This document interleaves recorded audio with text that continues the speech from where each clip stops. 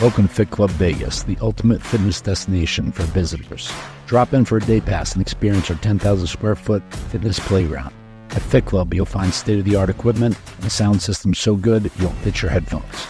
Conveniently located 7 to 12 minutes from the Las Vegas Strip, Fit Club is a perfect spot for you to come get your pump while visiting Sin City. So come check us out at 4525 West Hacienda, Las Vegas, Nevada. Fit Club Vegas, more than a gym, it's a vibe. Rough. Whenever you're ready. All right, so we're gonna wing it. We had a list of who we wanted. We hit it this week. So Aaron Singerman just walked in the office, and welcome to the cast, man. Thank you so much. What do you think? You always said you wanted to see my wall. Somehow, I still have to have you up so you can compare your Sandow. Do we want to start over? Did we fuck it all up? This is what we do wrong. So we got to get closer. We need to compare Sandows. Yes. Mine is here in Vegas, actually. Okay. Mine is here. So you're here for the NACS. NACS right now. Yeah, the National Association of Convenience Stores. This is your first one you've been to? Yeah, it's really cool. It's my first one I've ever been to. The booth's great. We're next to, two companies that are billion-dollar companies. I like being next to Celsius, right? And then we're right across from Ghost, a company I like much less, but also doing $1 billion in revenue. So pretty cool to be next to those guys in that same space. We're a little bit across from Monster, so we're right in the middle of everything. So it's, while we have a long way to go to get to any of those kind of levels, it's great to be in that company. Plus, all the buyers and the DSDs and distributors are visiting those companies, so it gives an opportunity to be like, pull them over.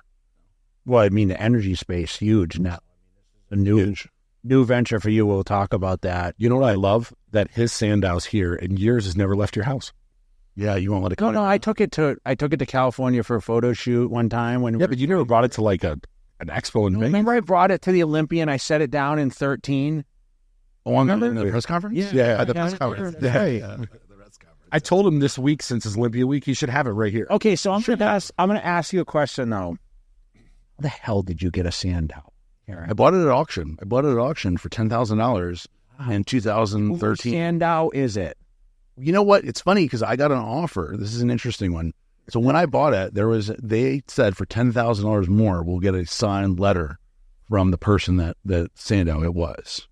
And I said, man, I already spent $10,000. This was 2013. So in 2013, Blackstone had just started going. Yeah. And $10,000 was a lot of money for me. And I asked my wife at the time, Darielle, and I said, what should I do? Like, it'd be worth a lot more for the $10,000 for the sign. Who does it belong to?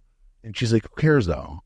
And I was like, and I went back and forth and I never paid the $10,000. It was a lot of chatter on social media about that purchase. Yeah. And they were trying to figure out. They're like, do you have an idea?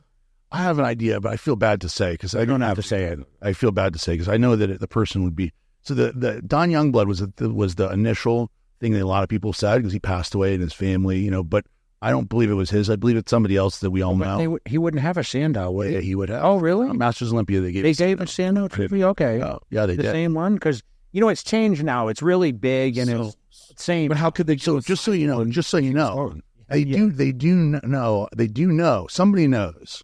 So Woodland Hills, from what I was told, Peter McGuff told me, who's a great guy who passed away, said that they have pictures of every Sandow, and there's a slight difference in every one of them. Yeah, you should see when you come to my house. Whenever I get invited, I'll find out. You got one that's bent. Yeah, so I have one that the barbell turns on it. Really? Which none of the other ones do. Yeah. But every single one is bent from them mishandling it backstage or shipping it. So every bar you can tell it's been bent back. Yeah. So I was told by Peter that every single one, they have a picture of every one of them, and they can identify the Sandow by the picture. But not now. Not now. They're all the same now. Oh, yeah. Since Phil Heath won the 50th. So could Dan help you get images of all of them? So then you can figure it out. We could ask Dan. It'd be interesting. The problem is that I think that I know who it is, and I feel bad if it's him because then he sold it. But you have a piece of history. Let's put it that way. I mean, where do you keep this thing? Is it in your... It's on my desk. And now it's in Las Vegas. It has an ear tag on it, though, so I mean, trust right. Run away with it. We always talked about that, about when I set up. I want to set up like a destination so people can see. My memorabilia is crazy, bigger than anyone's. Oh. But I'm always scared of, like, this is... We're on off with it. Someone jacks it. What do you... you're done. What are you going to do?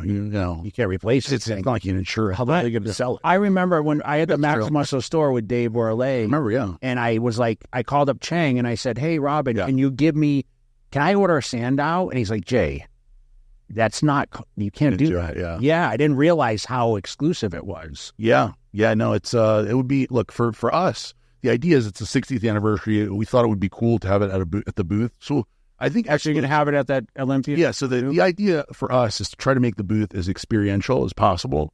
And I think that, because the booth back when, like, the first time I ever met you in real life, we didn't even meet. I just took a picture with you.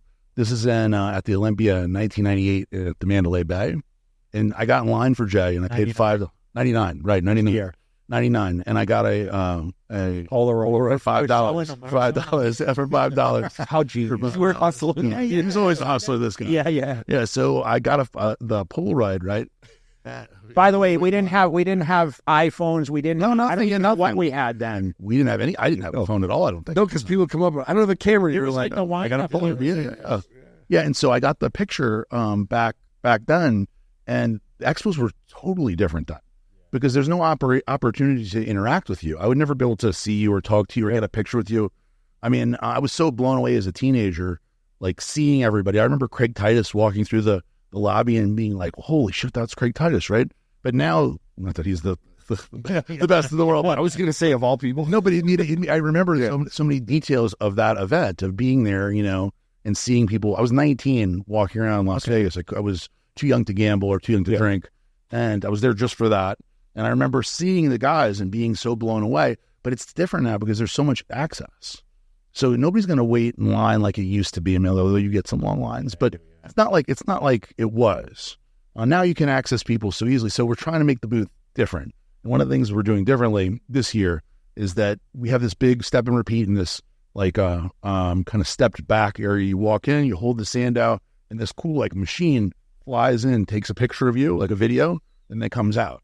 And so everybody can stand in line, hold the statue, and then it will email the customer or the potential customer, and we'll get their email and their data, and they'll get a cool video. So it's like a flying in, flying out kind of thing. So now, remember that.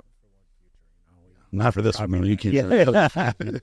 So you talk about your bodybuilding background. I mean, it's had to start somewhere. So, I mean, when did you start following this thing? I mean, a lot of people don't know. I mean, I know you competed. Right? Sort of, yeah. He walked in here. I said he looks like he's getting ready to again. Oh, my God. Give me a break. 44. Yeah, I'm making a comeback. So, I started getting interested in bodybuilding when I was 13. And I've told this story before. My dad and me, who's since passed away, we watched The Predator together, and I'll always remember it. Just like walking in and seeing Craig Titus walk by, right? It's the same kind of like memory that just doesn't go away. We were watching The Predator. This is in 1993. So Predator had just come out relatively recently, and this wasn't in the movie theater, so this was like a year later. And there's a part where Predator, Arnold goes like this, right, to stop, and you see his arm, and I was like, whoa, and my dad's like, that's cool, and I was like, oh, I want to do that. Yeah. I want to look like that. And so right after that, there was a gym right by my house called French Riviera Spa in New Orleans, in Metairie, Louisiana, on Veterans Memorial. And so instead of getting the school bus to drop me off at the house, they dropped me off at the gym at the French Riviera Spa, which is really like, even though it sounds like a kind of weird gym, it sounds like, kind of girly spa. It wasn't like that. It was like a hardcore bodybuilding gym. And so I would get dropped off every there and would work out every day. And I would walk to Barnes & Noble and read the magazines, all the Flex magazines. Remember those? I just talked about that. Muscle Mag, I would look forward to all of those when it came out on the Undercover Proud. Yeah. He's talking about it. Yeah. All that stuff, man. But I did it as a young teenager.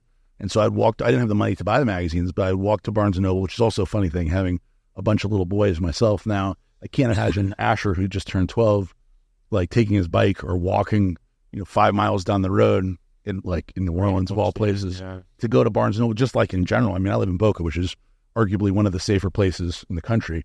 I still can't imagine him being like, hey, Dad, I'm going to take my bike and ride 5 miles down the road to go. It was normal back then. It was totally normal, which is crazy now. But I wouldn't have never left that in a million years.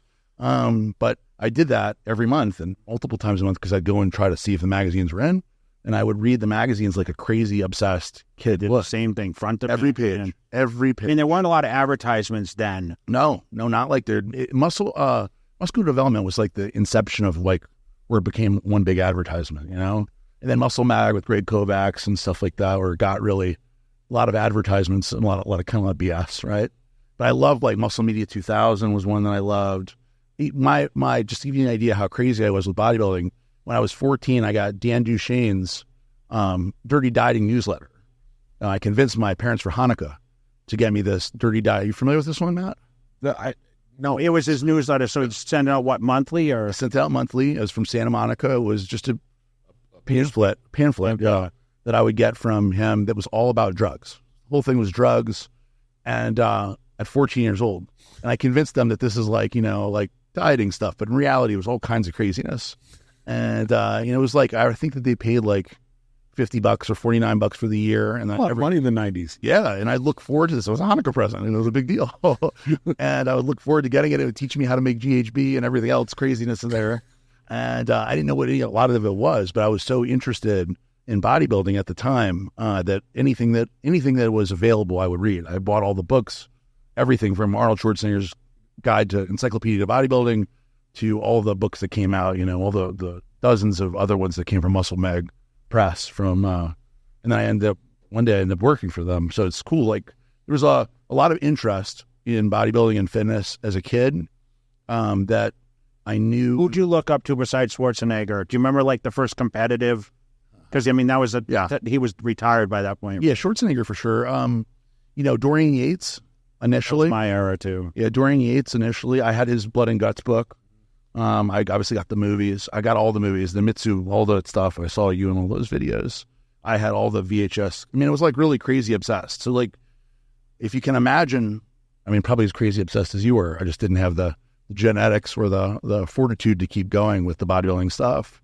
And I got involved in drugs and everything else, right? But yeah, well, you talk about that. Yeah, of course. But so the bodybuilding thing was like, that was the passion and the interest. I just didn't have the stick-to-itness, you know, the grit that somebody needs to be singularly focused on that and do the things you need to do through puberty and young adulthood and stuff like that.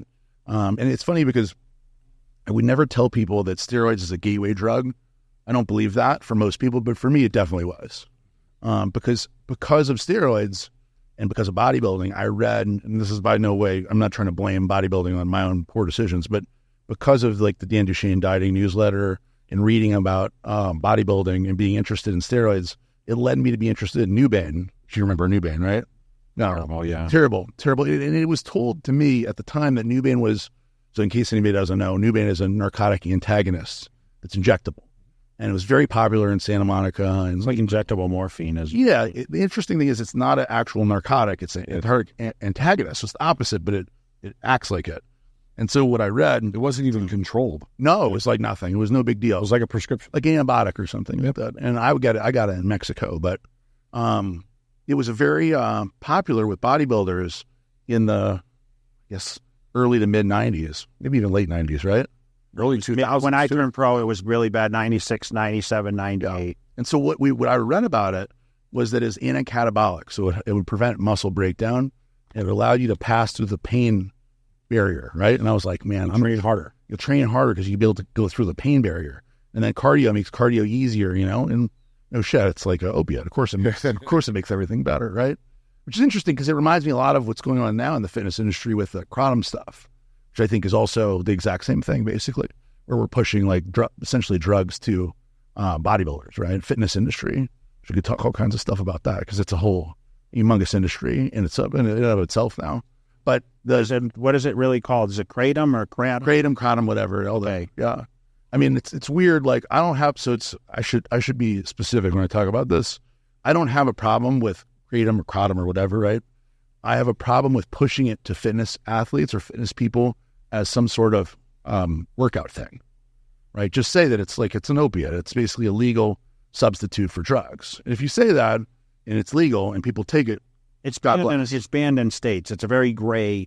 It's gray, but it's popular in bodybuilding now. I mean, I think the Olympia has a sponsorship from a kratom company. So I don't have a problem with, I'm Republican because there's not a lot of choices now.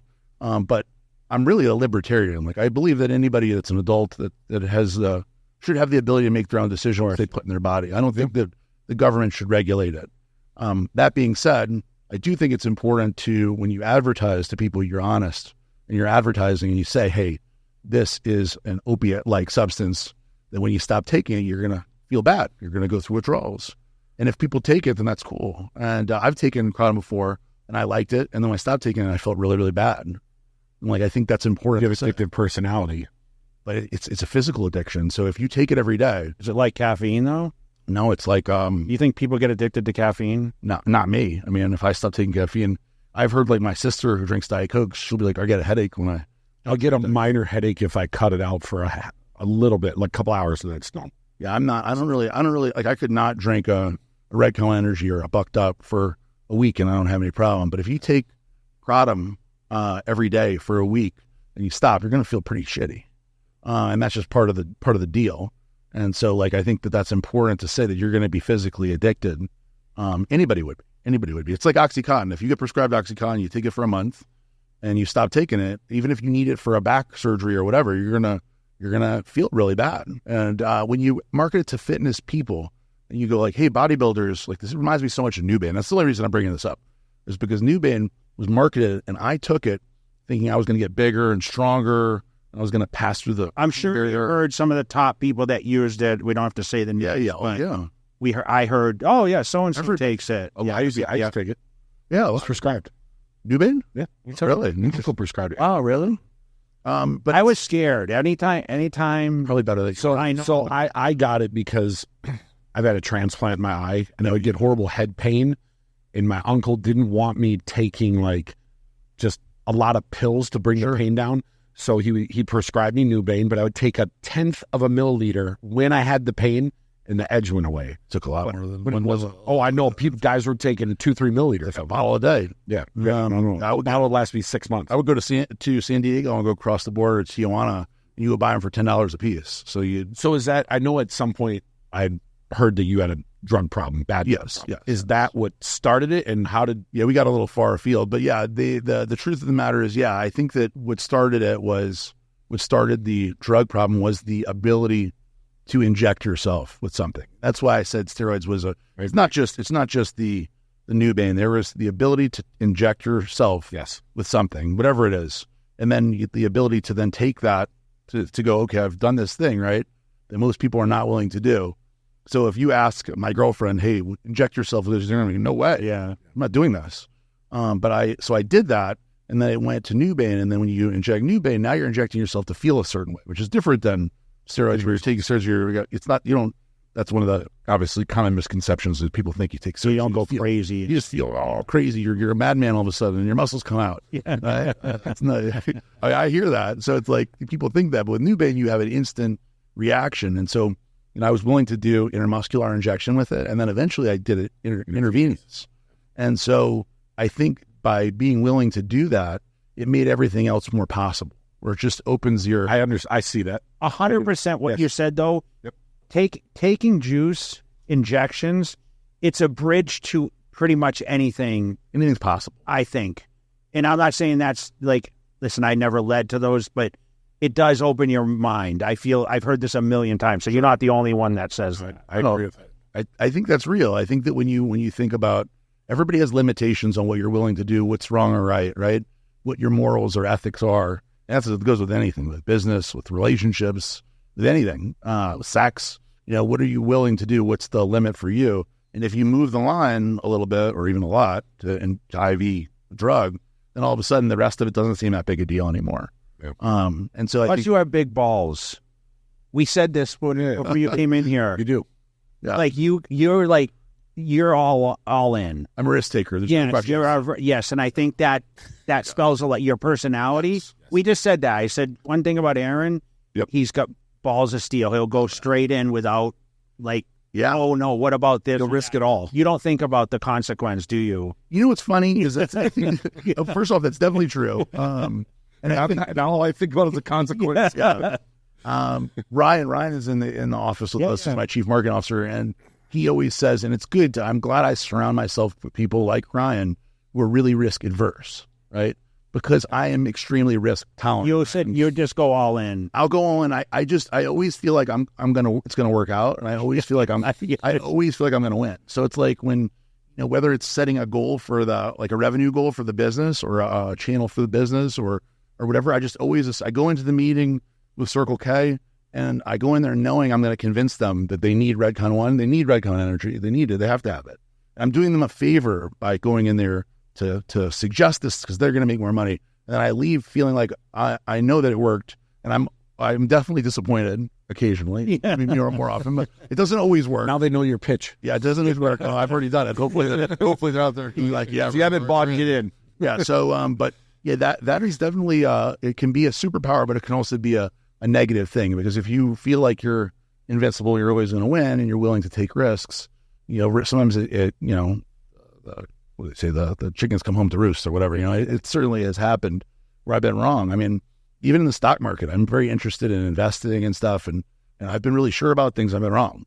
I like to think I've been right more than I've been wrong, but I'm willing to go to put it on the line when a lot of other people aren't, which is okay. I remember I followed your stock tips for a while, Some of them worked out really good. Yes, some people had a lot of thank yous and other. I tried it, but that's one thing I told you weren't first straight about it though. You said, "Hey, I'm not an advisor. I don't know what I'm doing. I don't know what the fuck I'm doing.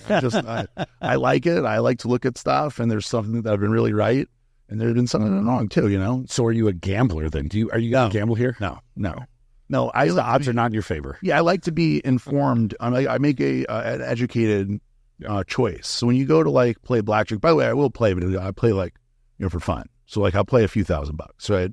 I would never play anything that matters to me. Yeah. And if I win a few $1,000, I'm happy and I'm excited. If I lose it, I'm okay. And then if I break even, I feel like I had fun and that was worth it. I don't want to lose. Oh, well, I don't want to lose either. But if I do lose, I'm not betting anything. You're just having fun. Yeah, we bet on the Coach Prime game. Saw that. UCF, and I bet $700. And I won $3,500. It turned into I won $3,500. It's good, and I felt really excited. And if you quit, you're a winner forever. Yeah, and you know what? It's funny. There you go, man. There we go. And I don't even feel like a lot of people reached out on social media and go, and if you bet 70,000, imagine I would never do that. Yeah, but what if you'd have lost? Yeah, then I'd be devastated. So I'm not. So no, I don't think I'm. Would you add it up if you put 70? I would win $3 million. Yeah. No, 350,000. But the funny thing is that if I won 350,000, 350, dude. I don't even think about it. Don't do this. Now he's going to be in there. You look your face 400. Hey, you're up. Yeah, exactly. No, I never. Honestly, I don't think about it that way. Even when the wins, I don't regret it. There are a few times that I think about it a little bit, but not much. Even like that one. That was such a fun. You were there enjoying it, right? I was there enjoying it. We were on the Sprinter van on the way there, and I was like, let's bet something. It's fun when you're there. It made it better. Plus, we're really rooting for obviously Coach Prime, so. But anyway, back to the drug thing. Yeah, I think that what started me off was just the ability to say to myself, I'm willing to do this. And then I got around people. I went to LSU to go to school, although I never went to school at LSU. I ended up becoming a personal trainer, and I never actually went to college. But the intention was to go to LSU, to go to Baton Rouge, to go to college. And when I got there, that was in the 1997, 1998, and OxyContin was huge. It was humongous in Louisiana and Texas, where they were just prescribing it to anybody. And so once I found the OxyContin, or it found me, I really wasn't scared to do it, take it. Because it's the same as Nubane, essentially, and that's really when things started taking a really negative light, because I had competed in bodybuilding as a teenager. And while I wasn't like Jay Cutler, right? I wasn't winning teenage nationals. I was in reasonably good shape for somebody who's 6'2", 200 pounds, 198 pounds actually. So for a teenager, I looked good and there was potential there, but then I was taking OxyContin, and that was kind of the end of that for a little while. That's a no-no for bodybuilding. It's very addictive though. Very addictive. And you can't eat right. You can't train, it's a big deterrent. Rabbit hole. Yeah. Yeah. Big deterrent. What did you do to get you out of it? Man, it took a long time. It took a long time to get out of it. I was involved in intravenous OxyContin. And then that was from 2000 or maybe like 99 to 2005. So when you met me for the first time? When I met you for the first time, I took it here and there, but I wasn't addicted to it. Okay. Yeah. So when I met you for the first This is my first Olympia, 99. Yeah, I did all my the only $5 I had, I gave to Jay. Really? No. Oh, okay. No, but I loved the Olympia was a great experience. At that time, I was pretty dedicated and focused on bodybuilding, but I had done OxyContin and injected OxyContin at the time. It wasn't in a physical addiction. And then I got back to Baton Rouge, and it was like, I was dating a girl who was doing it with me, and we were living together, and it just got, it sucks you down the rabbit hole, as you said. And you got hit rock bottom. Not really. Not really, because I was training people. I was making money. OxyContin wasn't that expensive at the time because it was so plentiful. I was going to doctors, and I was getting prescriptions myself. And I would go from doctor to doctor shopping, and I was getting it really relatively easily for not a whole lot of money. So I don't think I hit rock bottom at the time. It was more when I moved back to New Orleans after everybody else finished college. I moved back to New Orleans in 2003. And then, I'm kind of skipping over things just for expediency. But in 2005, Hurricane Katrina came. And my family moved, were evacuees or refugees, and went to Houston, Texas, to my mom's best friend's house. And I was planning to stay, and I waited till the very last minute, not because I wanted to stay in New Orleans, but because I had no other place to get drugs. So I was like, oh my God, what am I going to do? All the hurricanes hitting, I don't have any access to anything. So I stayed until Mireille Nagin, who's I think went to prison right around a little later, said, if you stay here, you're going to die. And I was like, oh shit. You just said, I know, it was funny. I just said, which struck me, because that's exactly the same thing that and you will, yeah, when it's that bad.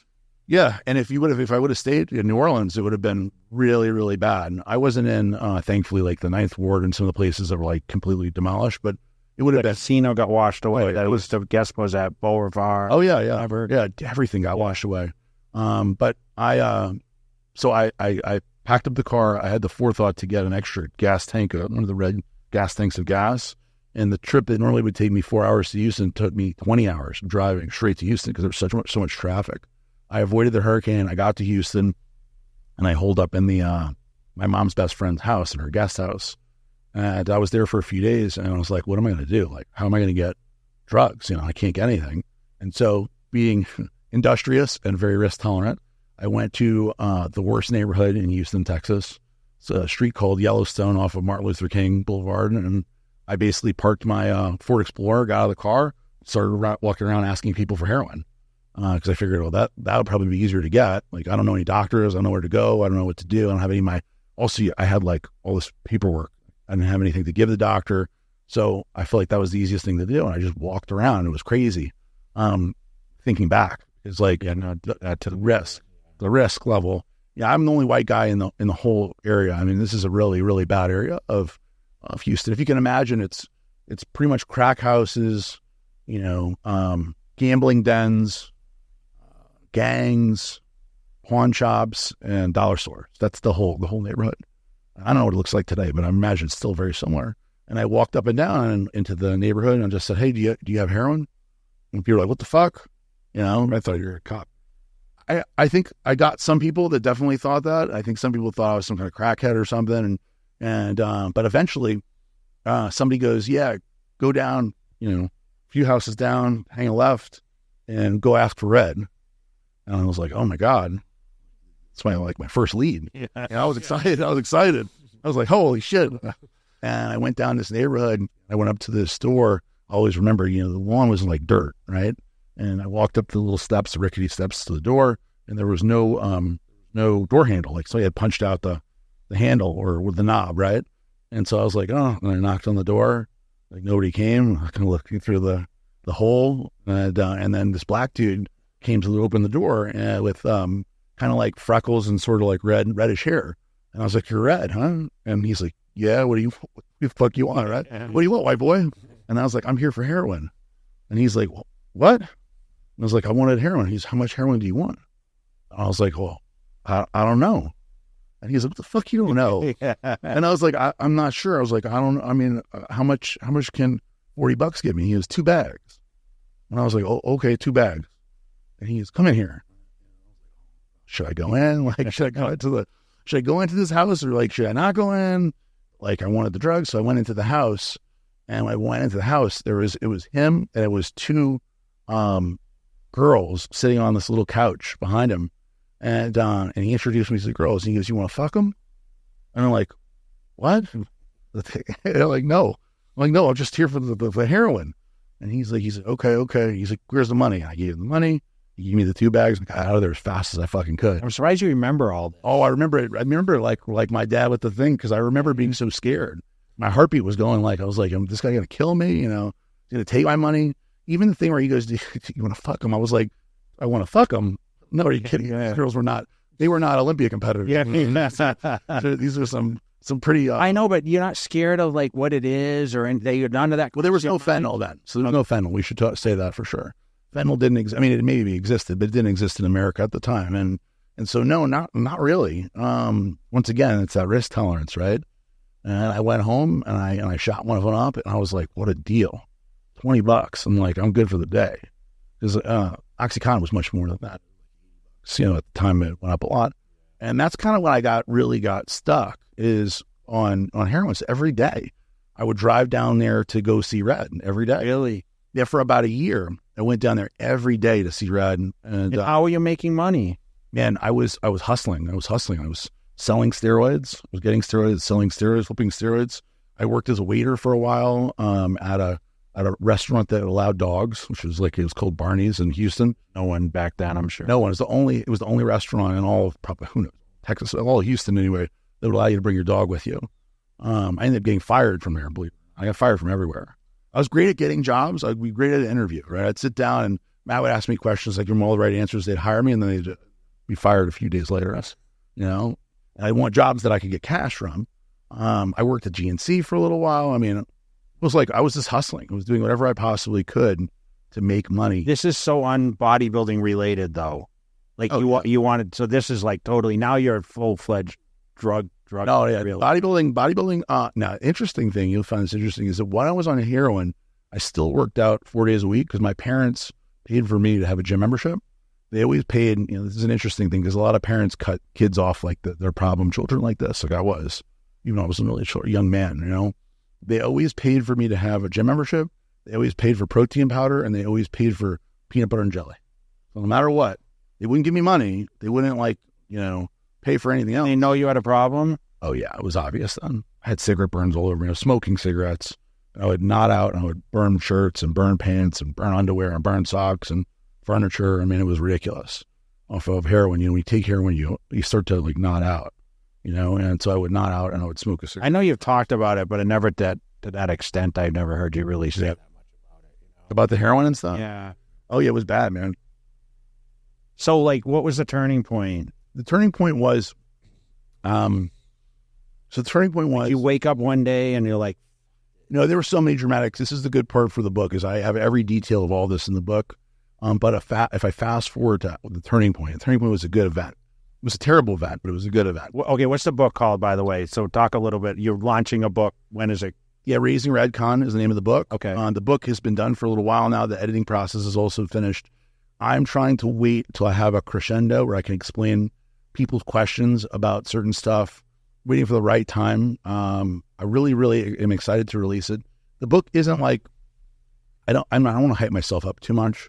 But the book is actually good. So forgetting bodybuilding, forgetting knowing me, you guys knowing me and the history.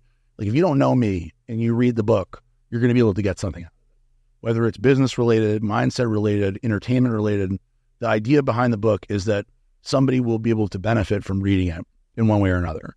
And I think that I accomplished that. And I think the book will be a bigger deal than bodybuilding or supplements or me, just me as a person. I think that it will actually be beneficial. I didn't do it to make money. I didn't do it. I did it strictly to help people, because when I told some of this story, it's funny because right before I went to prison, I was doing walking and talking. You remember? I remember, yeah, I followed it. And I walked and talked, and I would do my story, and I would tell stories about working for Dave Palumbo, or I tell stories about I'm about to tell about the moment when I realized I couldn't be on drugs anymore. And I would do a lot of stuff that was related to the drug stuff. And I got so many messages on DMs, right, from parents that said, this is a really important story. You need to tell us because I have hope that my child will be able to be successful. Well, you would say, I'm going to get to this tomorrow. I remember you would kind of like build it up and then you're like, well, I'm finishing the walk. I'm going to talk about this tomorrow. Yeah. So I understand what big finish, Yeah, of course. Well, I mean, that stuff though, the walk and talk stuff, it gained a lot of traction. And I got so many positive comments I wasn't expecting that people said like, hey, you're giving me hope for my child, or you're giving me hope that I have a drug problem. And I think to myself, man, I'm not going to make it. I think to myself, I'm going to be a fuck up my whole life. But you were able to transition, and there's nothing necessarily special about me. I didn't get, advantages growing up. I did have a great mom and dad that did support me. But, in terms of advantages, nobody really helped me. In bodybuilding, I mean, nobody was helping me, to be honest with you. It felt like kind of the opposite. In sports supplements, it was kind of the opposite. Nobody was giving me an extra push. I didn't have like, I love Jim Mannion now, but back in the day, Jim and Steve, they didn't like me. I worked for Dave Palumbo, and if anything, that was, the opposite. And so, along the way, I didn't have people pushing me and helping me. I had to figure out my own way. And so people hearing that really resonated with that. And so it made me think like, man, if I ever have time to like write this down in a way, I've always liked writing. I've always been fascinated with writing and telling a story. So if I ever have time to do it, I'll do this. And then when I went to prison, I have a lot of time. You have a lot of time. And so I started in prison, and it became something really cool. So the book will hopefully come out, in the next year, in the next 6 months to 8 months. And it talks about this, but I don't want to skip over the moment because I think, for me anyway, I think that you do have to hit a bottom. I don't think that it's easy. Like if me and you want to start a diet on Monday, we could do it, right? But that's because you have had years of experience doing it. You have the discipline and willpower. I don't know if discipline and willpower it's just that simple for drugs. If you're really addicted to drugs, I don't think you can just have this discipline and willpower and stop. I think it has to be more than that. And so for me, I had a really crystallizing event. I was living with a girl named, the book I call her something else, so let's call her Rachel. The book, I don't use her real name. So I was living with her, and I had met her through, believe it or not, a website, Plenty of Fish. I remember that. Remember that one? Yeah. So I met it. This is like the first inception of dating websites. And so when I was on drugs, I was lonely because I did drugs by myself. It wasn't like a social drug addict. I wasn't hanging out with people and injecting drugs. I was by myself all the time.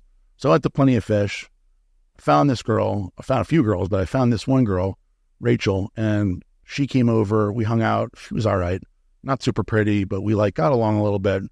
And I was like, when she left, I was like, I guess that's it, And she reached back out to me and said, hey, do you want to do cocaine? Like a few days later. I was like, I've never really done cocaine before. Pretty bored. Sure, come over, bring the cocaine. So she brought the cocaine and injected cocaine. I was like, whoa, I like that, right? It was very different than the complete opposite of heroin, and it hits you the same kind of way. Anyway, so turns out this girl's story was that her boyfriend was a humongous dealer of cocaine, and he was killed in a gunfight. And this girl picked up his drug connections over years and continued selling his drugs to kind of gangbangers in Houston. This is strictly by chance. This is not by design by any means. But the reason why she was so popular really was because she's a tiny white girl. She's 5'1", 105 pounds. And so all these guys who were legit, like real deal gangsters, they liked dealing with her because they would deal with her a lot of money, and they weren't ever afraid for their life or their safety. And so she told me this whole story. I ended up dating her, or whatever you want to call it. I moved into her house because she's by herself in a big house, or a pretty big house, depends on you. Compared to my little apartment, it was a mansion. And so I ended up moving in with her and dating her for a while. And that's when I really fell off. I stopped working out. I stopped everything. Because when you're doing cocaine, I would do sometimes 100 times a day, cocaine injections. And this is when I was the worst. I didn't really talk to my parents a whole lot because I was always good about communicating with my parents. And, I was always, crazy as it sounds, as bad as I was always a good son. I was always respectful. I never hurt them or took anything from them. Never did anything that I can look back and regret. My mom would still tell you the same thing. I was always loving and, affectionate even when I was at my worst, until the cocaine. I just stopped communicating with everybody. And so we were together for a while, and every once in a while she would deal with some people that were that were like retail cocaine addicts who would come to the house to buy a small quantity, which would be like an ounce, a few ounces. It would never be anything larger than that. And these are people that she liked personally. And so one of the guys that was owned a construction company, and he would just kind of be like a binge guy. Like he wouldn't do it for maybe months, at least a month, and then come by an ounce and he would go crazy, right? And this guy came over, and I really liked him. We got along really good, and we communicated outside of this. Really, really nice guy, family guy. He came over to the apartment, or the house, I mean, and was doing drugs. So he was injecting drugs. We were all injecting drugs. Me and her went to the room to talk. That's all I kind of remember. Maybe it was to argue. And when we came back, he was laying on the couch, and I was like, "Hey, man, you good?" And he didn't say anything. And I went up and pushed him, and I was like, "Holy shit!" He's like, not, it was like kind of room temperature. And when I was standing over him, I smelled shit. That he had, he had defecated his pants, and I realized that he is dead. So I was like, "Oh my God, the guy's dead right here on the couch." And so I told Rachel, and I said, "Look, we need to call 911, like this fucking poor guy, his kids." And I'm thinking all that. And so instead of her kind of like being on the same page, she was like, "You need to take his body, bring it down outside to his truck, put him in the truck, and drive him off." And I was like, "I'm not fucking doing that." I was like, "No way." I was like, "He died accidentally." I was like, "Look, I've read enough books to know that, read not novels to know that if you pick up his body and I move it to his truck, drive him away, like now I broke the law. Like that's, I'm gonna be fucked." I'm like, "I'm not doing that." And so she got crazy irate. So obviously she's tiny. She can't pick him up and do it. So she starts acting crazy and screaming and just like freaking out and crying, and ends up punching me in the face over and over again.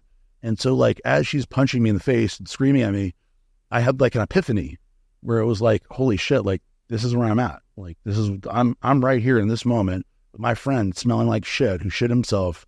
And I have my girlfriend screaming at me and punching me in the face, telling me to take his body, put it in his truck, and drive him away. And it was like, I realized at that moment, like if I do this, like if I go down this road, there's no coming back. I don't know what's going to happen, but something bad is going to happen. And so I literally turned around, ran away from her. I ran away, went out the door, got in my car, drove to my apartment, my Ford Explorer to my apartment, my $500 a month, like little shitty apartment, closed the door, locked the door, got under the covers, and was like, I'm like, this is it. I'm done. Like, that's it. No more for me. And that was it. And I never looked back. So you literally got the shit scared out of you in that situation. Yeah. Yeah. It was a scary enough event.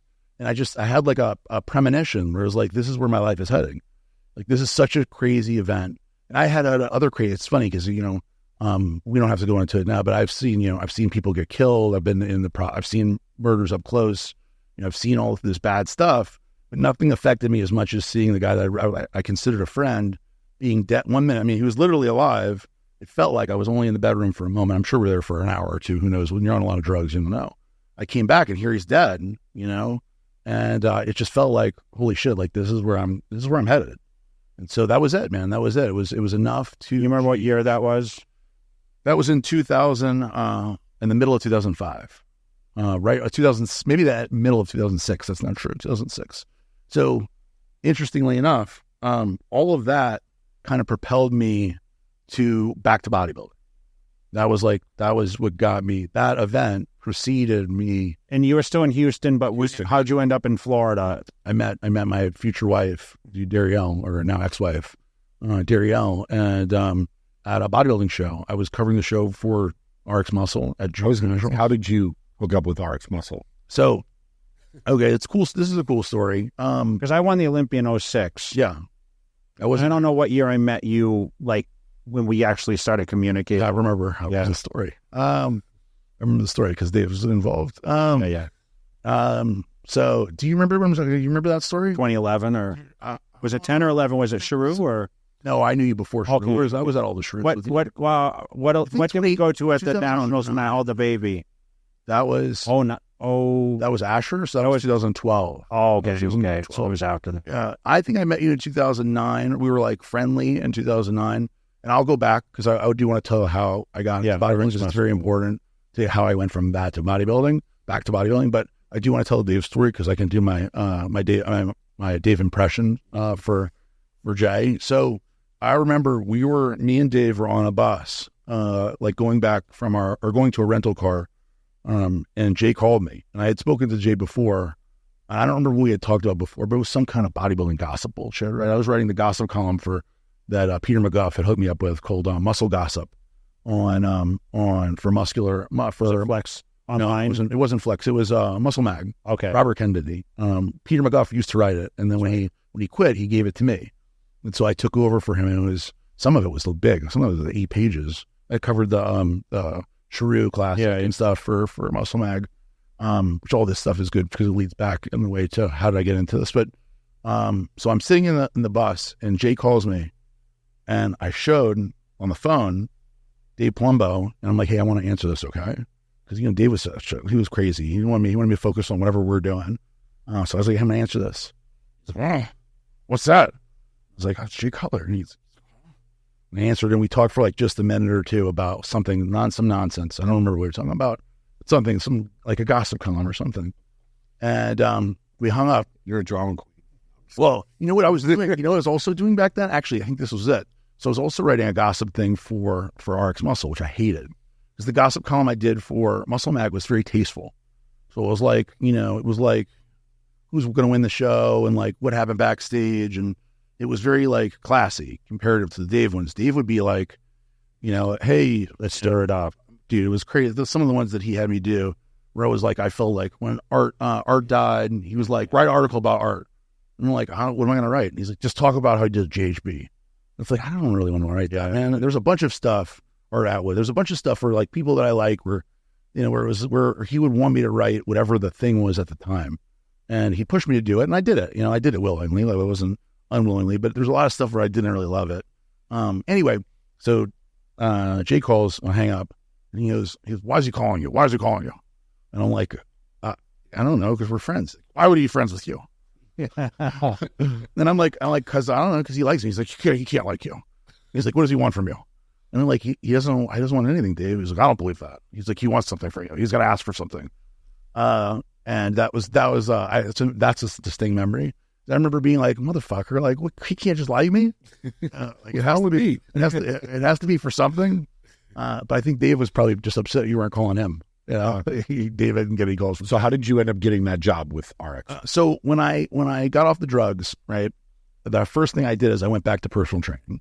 That was my first impulse because that's something that I knew that I was interested in. And I worked at a place in Houston called Memorial Health Center. And I didn't love the job. They paid pretty good. I was making like $40 an hour. But I wasn't training bodybuilders. I wasn't training fitness athletes. I was training people for like wellness, general wellness. And I was there, and there was a guy there named Mike Chang, who I've been in contact since then, like sought me out or saw me online or something. And this guy had a Porsche 911, a new Porsche 911. And I remember him pulling up and being like, man, this is killing it. He was the best trainer there. And I was like very, very impressed with like the guy. He was always busy. He was always like good with the clients. And so when he had some time off from in between clients, I was sitting down with him. I said, hey man, how do I get a 911? Car's cool. Because you're never going to get. And I'm like, what? I'm like, what? It hurt my feelings. You never know. I was like, what? I was like, what? He's like, and he's like, not because you can't get one ever. He's like, but you don't love this. He's like, you don't like training people. He's like, you don't love this. And I was like, it's like, not really. And he's like, no, I can tell you don't love it. He's like, I think about my clients when I go home. I write their plans when I go home. I think about it when I wake up. I dream about it. I come back and I love this. I love training these people. And it's passion. I'm passionate about it. He's like, you don't have any of that. I was like, oh, so you guess not like that. Right. And he said, until you find something that you're passionate about, you're not going to be able to get a 911. And I was like, okay. He's like, okay. And like, it hurt my feelings, to be honest with you. It hurt my feelings, but I did go home and I thought about it like obsessively, like over and over again in my head, like what, and the only thing I could think of that I was passionate about, the only thing that I felt like anything remotely like that was bodybuilding. And so it changed at that moment, it changed from Dorian Yates, Ronnie Coleman, Jay Cutler, changed from those guys, all the guys that I love lately, all the guys that I looked up to as a kid into, Peter McGuff, Blackman, obviously the Weeders, obviously, Jim Mannion. It changed where I said, there's got to be something that I can do in the world of bodybuilding and fitness to make money and still do what I love and I'm interested in, even though I'm not going to be the next Dorian Yates or Jay Cutler, right? I knew that it's not in the cards. And to be honest with you, it's probably never in the cards no matter what I did. But by that point, I'm 27 years old, 26 or 27 years old, and there's no chance for that at this point. So I started obsessively, just like I've been obsessed, with bodybuilding in the past. I started obsessively doing anything that I possibly could to get involved with bodybuilding, which is funny because bodybuilding industry is so, it's very protective. It's hard to get in. Once you're in forever, right? I always find it interesting how many people apply for jobs with us at Redcon who worked for this company and this company and this company and this company and this company and this company. It's like, holy shit, you work for 7 other supplement companies? What the fuck? Yeah. Like you know what I mean? Like it's very incestual, right? Where it's like once you're in. But to get in, especially for writing or being a media person, it's very difficult. I mean, how do you become the next, Ron Harris or something? It's like, that's not an easy thing. Only a couple. There's only a couple. It's a hard job to get. So what I did was I figured out any way that I could get out there. The first thing I did was post on bodybuilding forums. And I decided to use my real name, which at the time was very rare. Nobody used a real name. You were always Swole Gun 69 or whatever the fuck, right? He was Tampa, right? You're at Tampa, right? I lived in Tampa. I posted everybody from Chad Nichols' forum to Get Big. They started dog pound on his forum because of me. Yeah. Oh, really? At everybody. Shit. He was a troll. He was a troll. Trolled everybody. Tampa. He started dog pound on there, and I used to go to shows and be like, "Here I am." Do you know he would troll Dave Bourlet. I troll everybody. That's how we kind of You barely spoke English at that point. yeah. No, just anytime, you know how it is. People say whatever, and I remember the one time, I think it was a 2007 Olympia, and I went up to Chad and I introduced myself, and he's like, "Hey, you kind of got balls, kid." Yeah. Nice to meet you. Yeah, it's cool. That's cool. There are a lot of great. You know how it is. Everyone's like, I'm going to fight. So you went on the forums and said, "Hey, I'm looking for a job." No. I just posted commentary about bodybuilding as Aaron Singerman, right? Imagine like a Nick, Trigili? No, fucking no, Nick Strength and Power. Okay. Much nicer Nick. Now how Nick does, there was no YouTube at the time, so I couldn't have done that. Or if there was, it was in the very early inception. But I figured just like Nick, started out by doing these bodybuilding commentaries, and people were like, "Who the fuck's this kid?" Right? Kid barely works out, right? And here he is posting commentaries. That was basically what I was doing, like 1.0, where I would post stuff, or I would interject with the hopes that somebody would notice and go, "Maybe this kid's got something. Maybe there's something here." David Bay did that. Yeah, he did later than later than you. Once I was already there, David Bay was doing the exact same thing actually. And so other thing I did was I'd send articles into magazines for free. And that's how, things got started with Peter McGuff, Flex, and then he noticed me at Flex. So what I would do is I'd write articles for nothing. I would send them in with a cover sheet, and I would say, "Hey, don't pay me for this. Use it, it'd be great. I would love to get a position with Flex." And so I sent a bunch to Peter. I sent them to Robert Kennedy. I sent them to everywhere. I would also post send emails to every podcast host. So I sent them to Dan Solomon many, many times without a response. Little Dan never ignored the fuck out of me. I sent them to Dave Palumbo. I sent them to everybody. Larry Pepe was doing one at the time. Yeah, I remember. So I would after every show, I would figure out something positive to say in response to their show. And there was a guy, Carl Lenore, doing Superhuman Radio. Do you remember that one? No. It was more like wellness, longevity. And so I decided, instead of writing him a nice one, I'd write him a mean one. First time I ever did this. So I'd always be like, "Hey, Larry Pepe, Larry, your show was so great. I love how you interviewed whatever. You're insightful, blah, blah, blah," right? Nothing. First time I wrote Carl Lenore a dick one. I wrote a huge dick one. I said, because he did something for an advertiser called Can-See Eye Drops. And supposedly you put the eye drops in and then you'd be able to see. And I said, "You're a shill. I had so much respect for you. I have no respect for you now." Sell out. Yeah, sell out, right? And he immediately emailed me back and goes, "Here's my number. Call me. I want to talk." And I called him. We ended up talking for 2 hours. He tried to explain why he wasn't a shill. And I said, "Honestly, I don't give a fuck, man. I was just trying to get a response because it doesn't work when I say nice things." Yeah. And we ended up talking for 2 hours, and he goes, "You have a great radio voice." And I was like, "I do?" And he goes, "Yeah, you have a very distinctive voice." And I was like, "I've never heard that before." And he goes, "Would you ever be interested in doing radio?"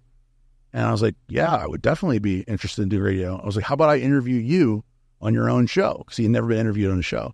Yeah, that'd be great. And so I spent a week preparing for this. Like, it was like the most important thing in my entire life. I focused on this thing.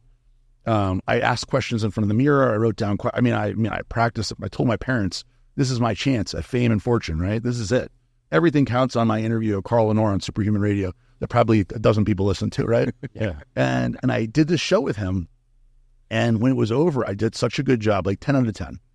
And he's like, you sure you never did radio before? He's like, you're fucking unbelievable. And I was like, yeah, no, I don't know. Just got on there and, winged it.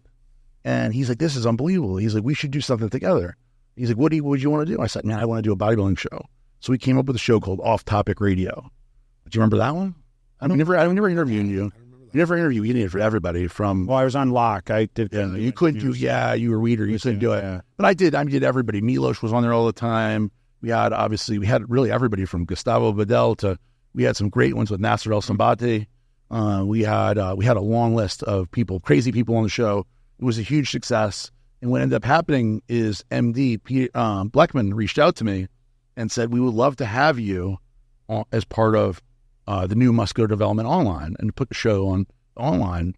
And I was incredibly flattered, because Steve Bleckman was like a hero, a hero to me at the time. He still is a hero, I'm sad the magazine's gone, but I was like, man, what a fucking crazy thing. Steve Bleckman is calling me with a guy named Robbie Duncan. Yeah. He called me at the time on the phone, and it was just like the coolest thing ever. And so Carl's like, who the fuck are these guys? How much are they paying us? I'm like, it doesn't matter. We're going to do it for free. We're going to be on MD. And so we went on MD, and then like less than a year later, I don't know, months later, John Romano and Dave Palumbo got fired from Muscular Development, and went and started RX Muscle in February of 2008, I think.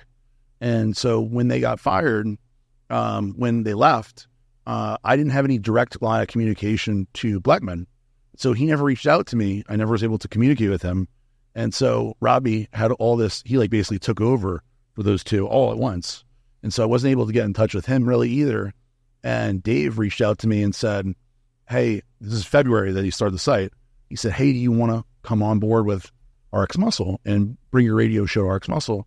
And I said, I don't know, maybe Steve will call me. He goes, well, look, March is coming up. I can get you press passes backstage to the Brem Room at the Arnold Classic. If you want to come on board with RX Muscle, you can help us for the Arnold Classic. And I'm sold. I'm like, holy shit. I can go backstage at the Arnold Classic. I'm like, done. And so that's when I met Dave for the first time, I think in 2008 in March. And by then we started doing the show on there. And one thing led to another where Dave used me more and more.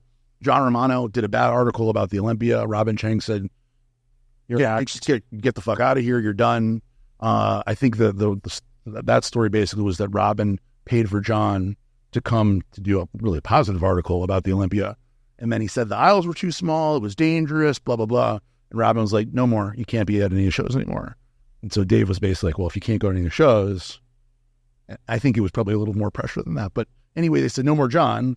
And so Dave called me up out of the blue and said, do you want to be the co-host of Heavy Muscle Radio and take over John's position on the website? And so I did that. I worked my fucking ass off, and then ended up finding out I'm really great at selling, sold all kinds of advertising for Dave. And then Dave eventually made me the editor, the chief editor-in-chief of the site. What was the top salary? So my salary was small. This was the interesting part of the Dave story, is that the salary at my highest was only $8,000 a month. Which for the editor-in-chief. It wasn't, I mean, for that time though. He started me at $3,000 a month. And then I worked my way up over, I don't know if you remember how hard I would work. I know. I remember. I mean, I would slave my ass off. I would go there. It's long hours, man. People think, oh yeah. I mean, after a while, you're probably looking around like, man, what did I sign up for? Well, you got to think too. So like when I would go to a show, there's really bad shows like Junior Nationals or Internationals or USA's were the worst. Then there'd be a team. But there's a lot of shows that would just be me. So it would be me and one other person hold the camera, and that would be it. So I'd go to the show. I would do the play-by-play, which is nobody's even doing this anymore, but I would type in the name of the competitor, my thoughts about what they look like, and I would do it in real time. At the same time, I'd be directing the person to video their routine, the person's routine. And then as soon as the night show came on, by the way, in between the night show, I'd be tagging the pictures of the athletes the photographer took, like Jeff or whoever was load them on the site and all that. Load them on the site. I would tag them in between the two shows. I'd run back to the show. we would do the same thing for the night show. And then when the person would win, I would run back there, try to stop them, get the person to video me. I would interview that person, and then I would go back and do it over and over and over again for every division. And when the show's over and everybody's relaxing, I would go to my room and I would edit the video. I would edit it. I would render it. I would upload it to the site. I would tag it. I would create a file for it, and then I would put it visibly on the site. So I would create the thumbnail, put it on the site, create an article, upload that video, and then I would publish it. And I would do that over and over and over and over again all night long. And if the internet was bad, Steve would tell me, go to a restaurant, go to another hotel, go down to the lobby. And so I would do this, like Mark Anthony, your buddy. Yeah. He spent a night with me till like 4 a.m, just sitting there watching me do this all night. So it wasn't just a long show. It was like a 24-hour process of doing this. So I slaved away. So I say all that to say that at the end of the day, paying me $8,000 a month at the most when I was the editor-in-chief of the site seemed pretty reasonable at the time. The part that Dave didn't like was that I made 10% commission on sales. On the advertising sales. So you did well with that. I did extremely well with that. So, there was How much extra revenue could that be for you? the best, usually on a normal month, it would be an extra $10,000 to $15,000 a month. So, and I have a question though. Why would you be upset about that if you're bringing that much money in? that's the mystery of Dave Palumbo. No, I'm just curious. So you would think, it'd be interesting for you to ask him. But because I'd like to hear his answer. But you would think because we're not selling something physical, so there's no cost of goods. So when you look at that costs money. Costs manufacture, so, warehouse, everything. But for digital advertising, media, it's nothing, right? So Dave got 90% of the money, or RX Muscle, not even Dave, because Dave, we went to so many shows and did all this extra content. Dave felt very competitive with Flex, eventually NBC News Online and MD.com. So he would try to do more shows and go more places. And that's why I remember crazy overwork, because I would go every weekend. When me and Darielle met, we had Asher, and then 3 days later I went to India. And then when I came back, I went to New Zealand, I went to Australia for a month. It was like constant grind because he wanted to beat these guys. So he misspent the money. Realistically now we know if he would have went on YouTube and spent that kind of money on production and instead of covering, the New Jersey, NBC New Jersey, instead he would have used that money to create content for education that lived a long time. It would have been a different thing because everything we're doing is very topical. Yeah. So we would do, whatever show, the Detroit Pro, and people would be interested for like 30 seconds, and then the content's dead. So instead, if we would have done, Dave's steroid advice or whatever he does, not a lot of knowledge. Yeah, he's got a lot of knowledge. He's not like Dave is a stupid guy. He's a very smart guy. And he especially knows bodybuilding and he knows the drug stuff and the diet stuff and training. But one thing he didn't know is business, for sure. So he was a very hard worker. One of the things I got from Dave is the ability to work hard. I had never seen anybody work as hard as Dave. So, my dad was a great guy, but I never got that example from him.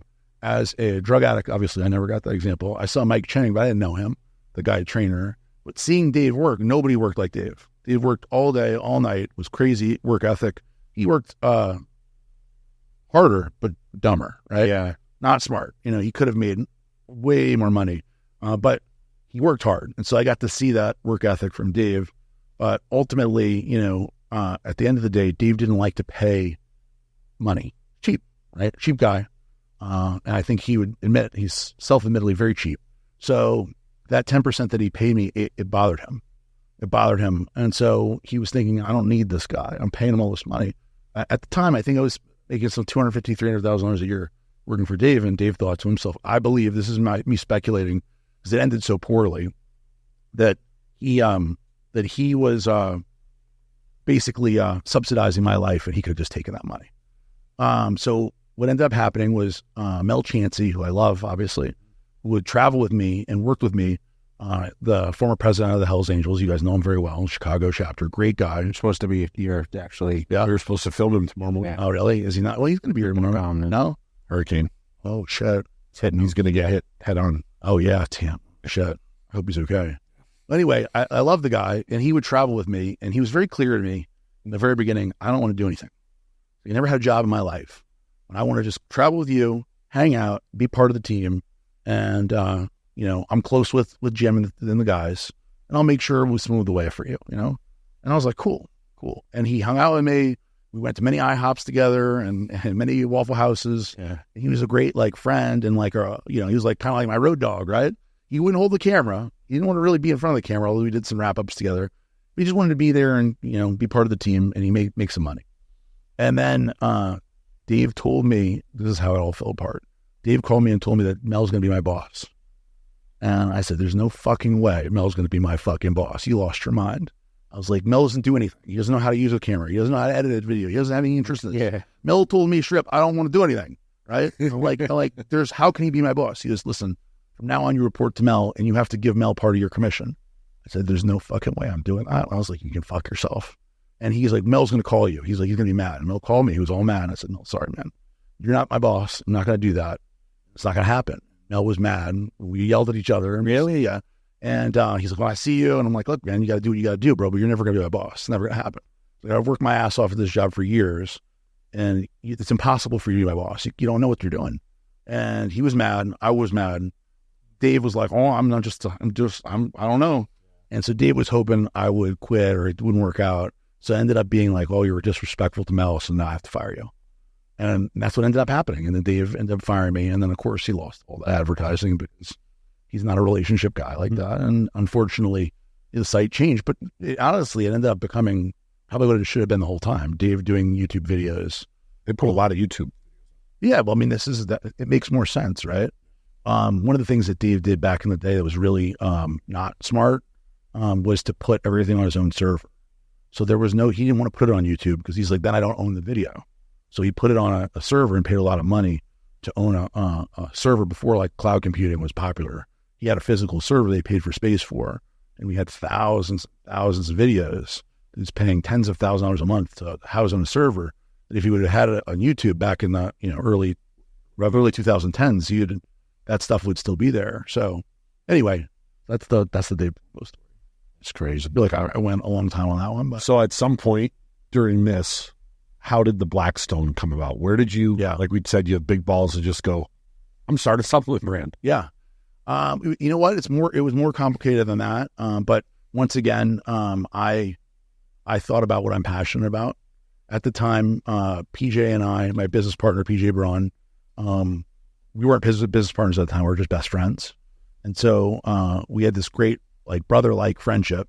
And when I got on at Iron Mag Labs, I was the kind of like the chief marketing officer for Iron Mag Labs, kind of like Ryan is for Redcon. And except I got paid a lot less. I got paid $4,000 a month. But for me, it was supplemental income. So I had Dave, right? I had Iron Mag Labs. I had another one called. So I did the. By the way, this is something I had a Porsche. But at that point, yeah, I got the Porsche. I had a Mercedes. But this was a Jay Cutler thing. Jay had said a lot of streams of income. I have multiple streams of income, and so I was an expert at that. I had OrbitNutrition.com was paying $1,000 a month. I had the Iron Mag Labs $4,000 a month. Dave his money a month. I had a HRT clinic that was back in the this is before HRT was big. I was doing their marketing for $4,000 a month. So all in, I was making about $40,000 a month. Dave hated all that, by the way. I was doing all this stuff to make extra money. And that was probably part of the reason too, because he was probably like, he's making all this money off of being the guy with the microphone, but I was just trying to be industrious and like make money. And so anyway, and I also didn't allow any of that stuff to distract from my responsibilities to Dave. He'd call me at any time and say, write this article, and I would stop. And you had kids at the time, right? I had no kids. Oh, no okay. Kids. I had met Dario. We were dating. Actually, so we were pregnant. So I had kids in the future. I got her pregnant, or we got her pregnant. And we weren't married yet. And I felt intense pressure to provide. So like whatever switch that is in some people and isn't on some people, I felt like I have to fucking figure out how to make money. Because at the time I was making money with Dave, but I wasn't making the kind of money that we were just talking about. I hadn't really kicked in the advertising gear. But as soon as I found out she was pregnant, everything went into overdrive and I started making money. I started realizing that I was good at making money. And I wanted to provide for Darielle, and I wanted to provide for Asher, future Asher, 9 months down the road. So I started really kicking ass. In the process, I got the contract for Iron Mag Labs. Dave had just fired PJ Braun from Species. He was getting $1,000 a month from Species. As an athlete. Yeah, they're still friends. Everybody was cool. But Dave said, hey, I can't afford to pay you, or whatever he told him at the time. not unrelated to me. It had nothing to do with me leaving or anything. He told PJ before I left, like, hey, I can't afford to give you $1,000 a month anymore for whatever reason. And so Robert DiMaggio, who owned Iron Mag Labs, I told him, hey, man, we got a deal of the fucking century. PJ's at Species, and we can pick up PJ Braun as the face of our company. He's the next big fucking... And the guy didn't know anything about bodybuilding, and he said, what do you got to pay him? I said, same as me, $4,000 a month. So I wanted to get PJ as much money as I could get him. And I knew that PJ would do a great job because this was a direct-to-consumer brand. I knew PJ and me had a lot of influence online at the time. This is, before algorithms were, in place. So I knew it. Nobody knew what was going on. And so I said, $4,000 a month. And so Robert said, great. And so I took PJ on as the face of Iron Mag Labs. So me and PJ worked for Iron Mag Labs. And when I finally got married, right before we had Asher, Robert DiMaggio and his wife at the time came to my wedding. And I'll always remember we were sitting outside and he said, thank you guys so much. In less than a year, you guys generated $280,000 a month this last month in sales on the website through your coupon codes. And we were like, wait, we're getting $4,000 a month. And so that's a lot even now. As soon as he walked away, and I'm like, wait, we've generated $283,000 on this guy's website. We got $8,000. And I was like, oh, and me and PJ were sitting there thinking about it. We have to do our own supplements, man. Like, if we can really do that through social media at the time, right? What kind of money did he make off this? These are capsule products. These are pro hormones. So we were like, wow, this guy probably made $140,000, maybe more.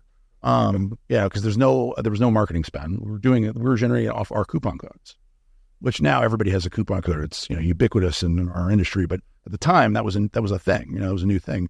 So PJ10, Aaron 10, get 10% off, and we get basically the credit through Robert.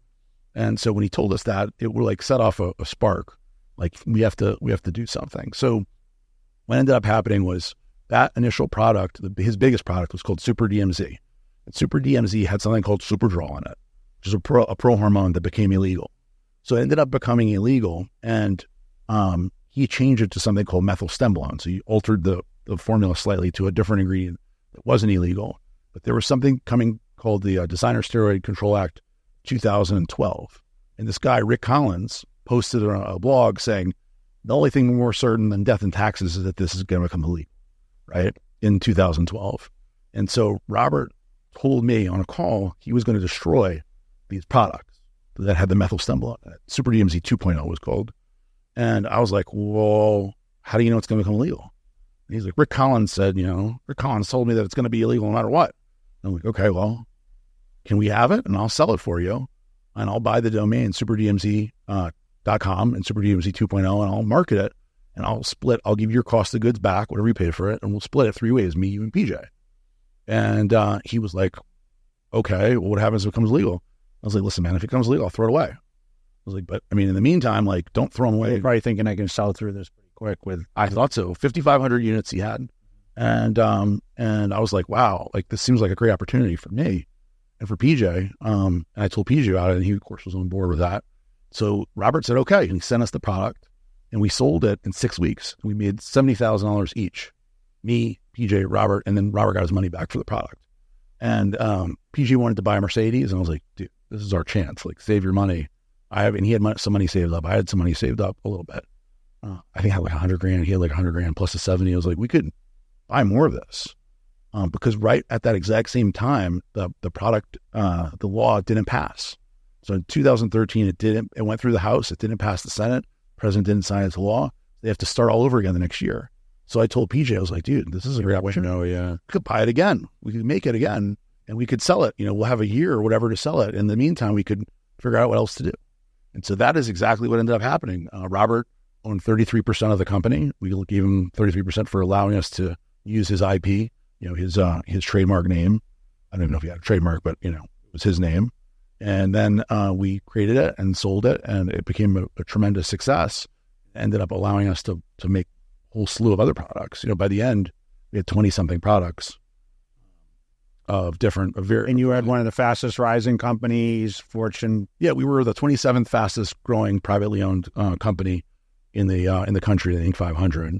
And it was... all direct, mainly, correct? You know what? No, I would say it was 70% direct. The rest was retail locations that initially me and PJ opened up, and then we had salespeople and stuff. Pacific West Injury Law. Injured? Call 602-HURT. Car accident? Call 602-HURT. Our firm is dedicated to you and your recovery. Aaron's back from the pisser. Oh, yeah? With him behind me? He's going to come out, Jim? Let's just over this one. Can't see it. Yeah. All right. Where were we? So you were selling through. Oh, Blackstone. You now you have a company, Blackstone Labs. You're sold through. You launch a bunch of other products.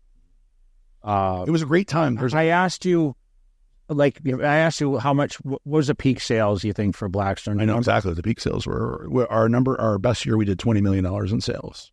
Net. And how many years in? Was that just a couple years or 3 years or? It went pretty fast. The first full year, we did about $1 million. I want to say $1.5 million.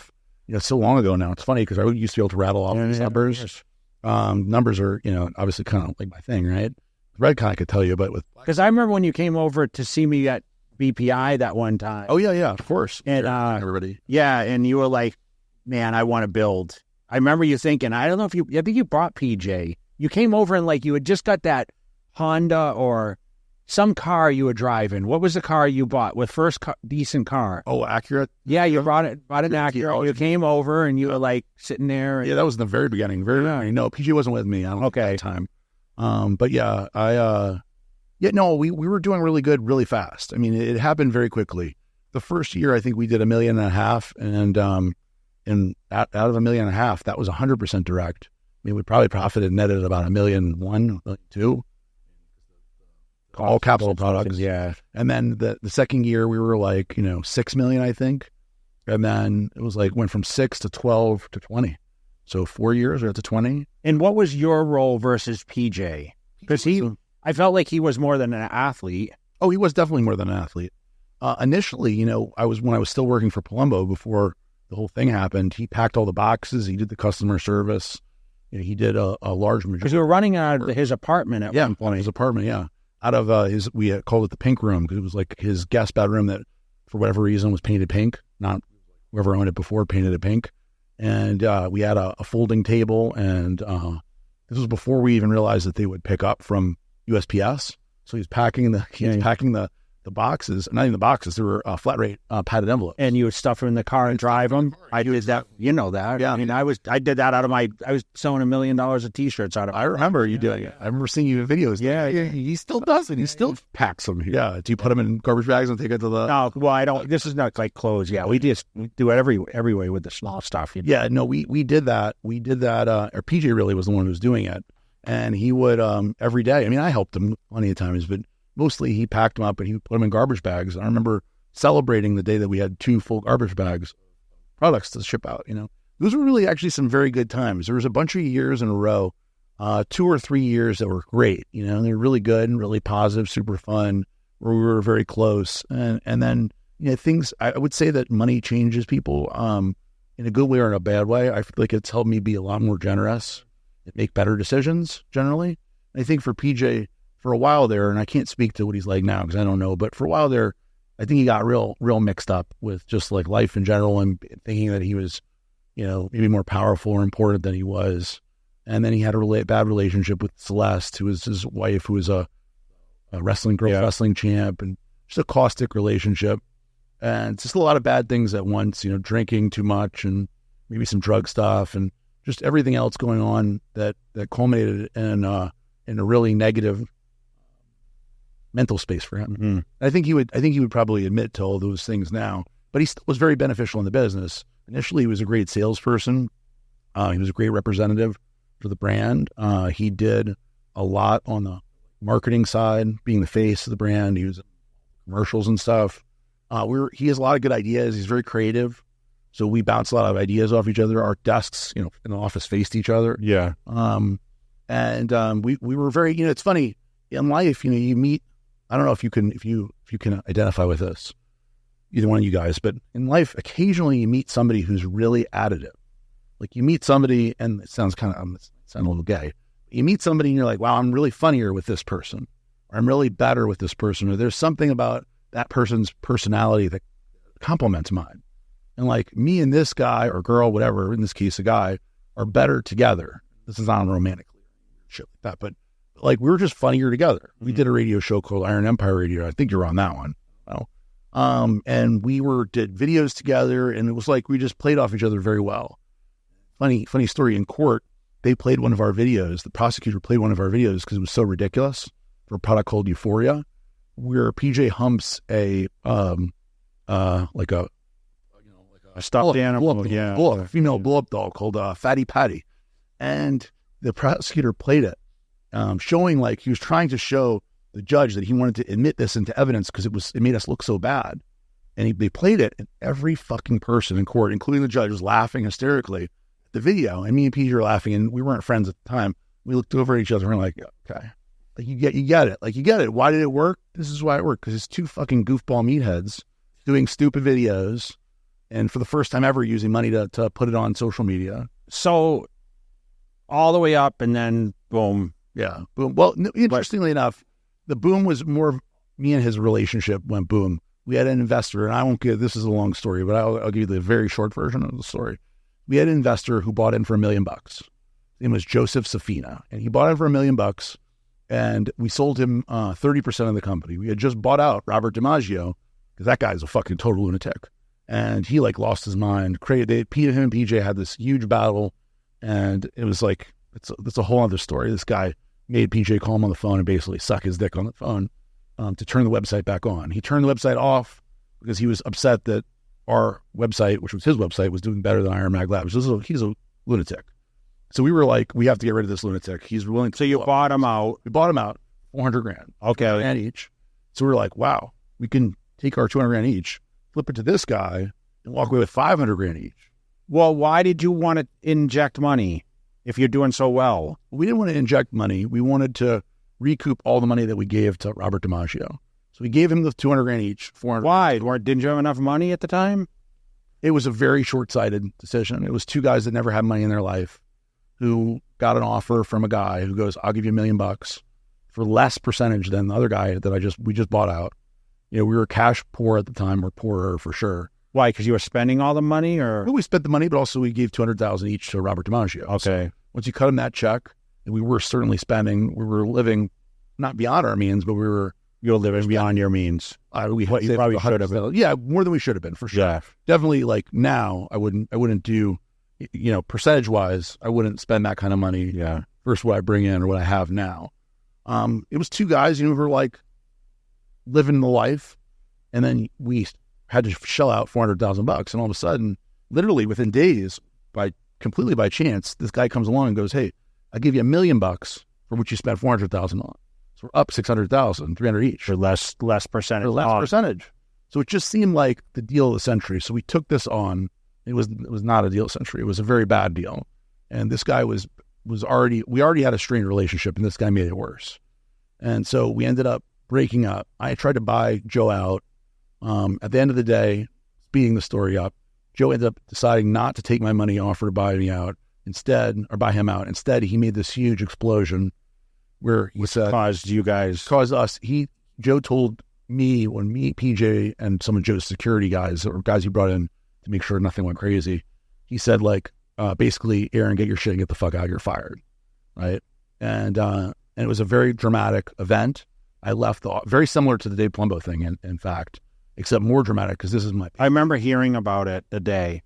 Yeah, it was a big day. I mean, you would have known people because Derek and Jared, that circle of people knew what had happened, it was a very dramatic day. I remember walking outside and calling Darielle, and Darielle crying, and then me calling my lawyer, and the lawyer telling me, you have 50% of the voting rights, they can't kick you out. And the guy's name is John the Bloom. He said, tomorrow go back to work like nothing. He's like, you have 50% of the voting rights. Josephina, the investor, didn't get any voting rights. That was part of the reason how we did the deal. Robert had 33%, Joe had 0%. He owned the shares, but he didn't have any rights to vote. So he said, there's no way, you can't be fired. It's impossible. And so the next day I hired a guy, Manny, was a deputy marshal, and he came in armed. Me and Eduardo went back into the office. got in office at 8 o'clock. Of course, PJ strolled in around noon. I was like, what the fuck are you doing here? He's like, you're fired. And I'm like, nope. And he got all like puffed up that he was going to fight. And I was like, well, hold on. This is Manny. Manny, introduce yourself. And he's like, hey, I'm a federal marshal. I'm armed. Like, we don't want any problems. And PJ's like, tell me get the fuck out of here. This is my office. He's fired. And I had already given Manny the rental agreement where it was my name that rented the facility, not PJ. And he's like, listen, you can do whatever you want, call the police if you want, but they're going to escort you out of here because this place is rented under his name, not your name. And PJ kind of stormed off. And then he talked to Joe and he came back in and was like, the day was like, listen, we're going to end up buying you out. Like, can't have you, I can't work. This is a very short version of a much longer story. But they ended up doing that. I ended up selling the shares. That happened in 2016. In 2016, that was it. And then in 2017, when I was already gone, May of 2016, I'd started Redcon 1. I want to say this. Okay, I need to interrupt you because Yes, please. I remember we had a conversation and you said, I'm going to start this new brand. Okay, I tell this story all the time. And I'm going to call it Redcon 1. Okay, and you said, talked about the military involvement. At the time, I was a huge military. I was touring the bases. And you said, I'm going to build the largest sports nutrition brand. And I remember hanging up the phone being like, shit, like, is he like out of his mind? Like, because at the time, like BPI was a monster, right? I mean, it was on the up and up. And I'm thinking, man, how much work it takes to get there. And I'm like, gosh, is he going to do? And you told me literally exactly what you ended up doing later. But okay, go ahead. So, no, I appreciate it. Yeah. I remember that day. I remember standing in front of my glass doors at my house, talking on the phone with you and telling me, yeah, don't worry. I'm going to start this, Eduardo was the only one that left with me and we're going to start this business. And I know you started in like a small place and whatever, but talk a little bit about, so you said, okay, I'm selling the shares, but this is more because money was being put in areas, maybe spent in areas that he didn't agree with as a partner, right? Who, PJ? Joe. Oh, Joe. No, I don't know, Joe. Honestly, I haven't spoken to Joe. I don't really understand because at the time, I was really the engine that was driving the business. So I don't know what Joe's thought was. My thought at the time was that Joe thought it'd be easier to manipulate PJ than me, but I really don't know because PJ ended up having it out with Joe and not listening to Joe at all. They completely butted heads as soon as I was gone. Because even though I didn't like Joe, Joe was a shareholder, so I would answer his phone calls and try to be respectful. But he wasn't on a day-to-day basis working or anything? No, okay. Not at all. Joe was a very successful investor, private investor, so he had other things going on. But yeah, so I don't know the reason, but when I left, I was like sad for a day, and then I like woke up and like bounced out of it and was like, I can do this better. I made mistakes at Blackstone. I know the things that I did wrong. I know the things I would do differently, and I can take these lessons. I always use this in presentations when I talked back in the day about starting Redcon. Is that it's like going back to high school. It's like, imagine if you went back to high school now. You know all the right things to say to the girl. You wouldn't give a shit what people thought about you. You'd be the man in football or whatever. You'd be better at everything. If you went back to your 18-year-old self and were able to do it again, man, you would do it. You do it. So you'd be the man. So that's kind of what I did, is that I was able to do it all over again with more resources, with more connections, and a whole hell of a lot more wisdom. And so I had a lot of belief, once again, a lot of belief in myself that this was going to be much bigger. And I also had really reasonable goals in the financial sense. Yeah, obviously I was telling myself I want to be the biggest in the world. But I said, look, at 20 million, I only own 33%.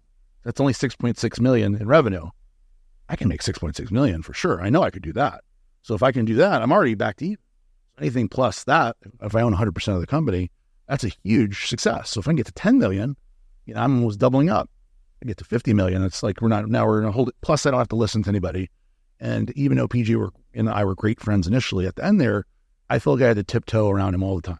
I would say the wrong thing, or we'd be in a meeting and I would contradict him on accident and he would blow up, or he'd get, crazy. And like, it was constant management of how to, win at business, but also how to manage PJ and his personality at the time. And that's tough.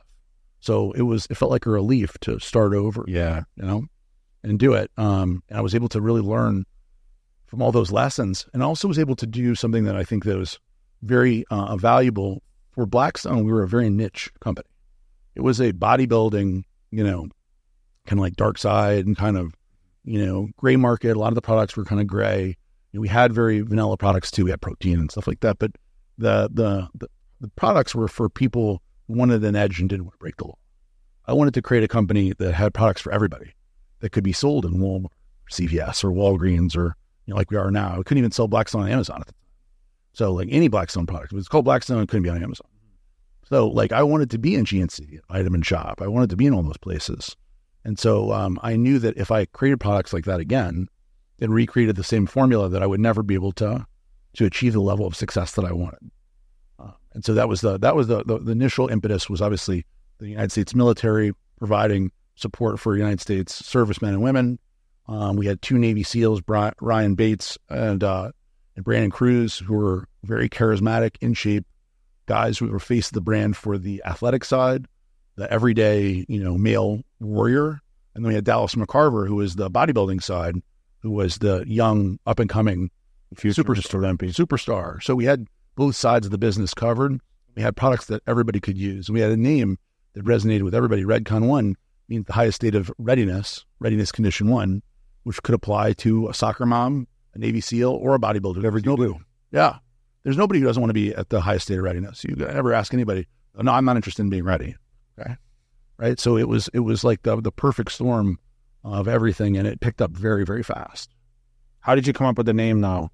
Lucky. I mean, really, it's like, that's one of those things where it's really lucky. We were all sitting at the Dragon's Lair at Flex's gym. Yeah. So it was gym in Boca. Yeah. And so we were, he very nicely allowed us to use the conference room of the upstairs area that he really didn't use at the time. And he allowed the initial employees of Redcon 1, which was about 8 people. Fortunately, I had the money to hire people. So different than Blackstone Labs when we started, we had nothing. I had some money. Not a lot of money, but I had some money. Do you remember how much that I had saved? Maybe $1.5 million, something like that. Ish. I had obviously equity in the house and other stuff, but $1.5 million, maybe a little more. And at the end of Blackstone, we were making over $100,000 a month, each one of us. So we were doing great. It was definitely a lucrative thing, and I did a much better job of, even though I didn't do a great job, I did a better job than PJ of saving the money, and investing the money in smarter things, because I had kids to worry about, where he was having a lot of fun at the end there. So I had these guys, and we were all upstairs in Flex's conference room trying to think of names. We knew we wanted military, so we went through the thesaurus. It was really like an online thesaurus of military terms. We're going through terms, trying to figure out what would be the best one, and none of them really resonated. None of them sounded good, because obviously when you think of a name, you want it to be short, memorable, easy to spell. You want to be able to register it, trademark it. You want to have a URL for it. And then if you're really lucky, it also means something that is applicable to what you're doing. I mean, big Amazon, Apple, they don't mean shit. But they still are iconic. Find one that actually means something. Ed is short like that and memorable, and tough. So we were going through all these names, and Eduardo, my assistant at the time, found one and said, "How about Redcon 1?" And I remember being like, "Well, that's cool. What the fuck's that mean?" And he said, "Readiness Condition 1." I was like, "Isn't it like DEFCON 5? Like, that's the better one." And he's like, "No. Readiness Condition 5 would be the worst. Number 1 is the highest." Okay, well, that sounds cool. And I was like, go to GoDaddy and see what it's available. What are the chances it's available? And we go on there, and it was for sale for $5,000, just by chance. And I was like, and we sat there. It's funny because it's only $5,000, but I sat there and thought about it for a while and was like, is it worth $5,000? There was a squatter on it. Yeah, somebody owned it and was selling it on GoDaddy. And I was like, man. And I was like, fuck it. Offer him $500. No, I bought it for $5,000. Ended up buying it for $5,000. I got to try to get it down. Yeah, I didn't even try. I just wanted to I was like, do I do it or do I not do it? And so I ended up buying it. It was like an instant purchase. It was probably owned by GoDaddy or something. Yeah. It wasn't like a negotiation. Maybe it could have been. I was like, buy it.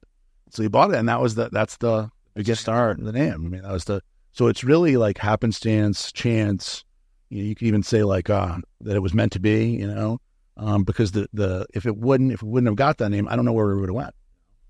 I don't know. And also, if you didn't have the name, I don't know if it would have been as successful. I don't know if any other name would have worked as well.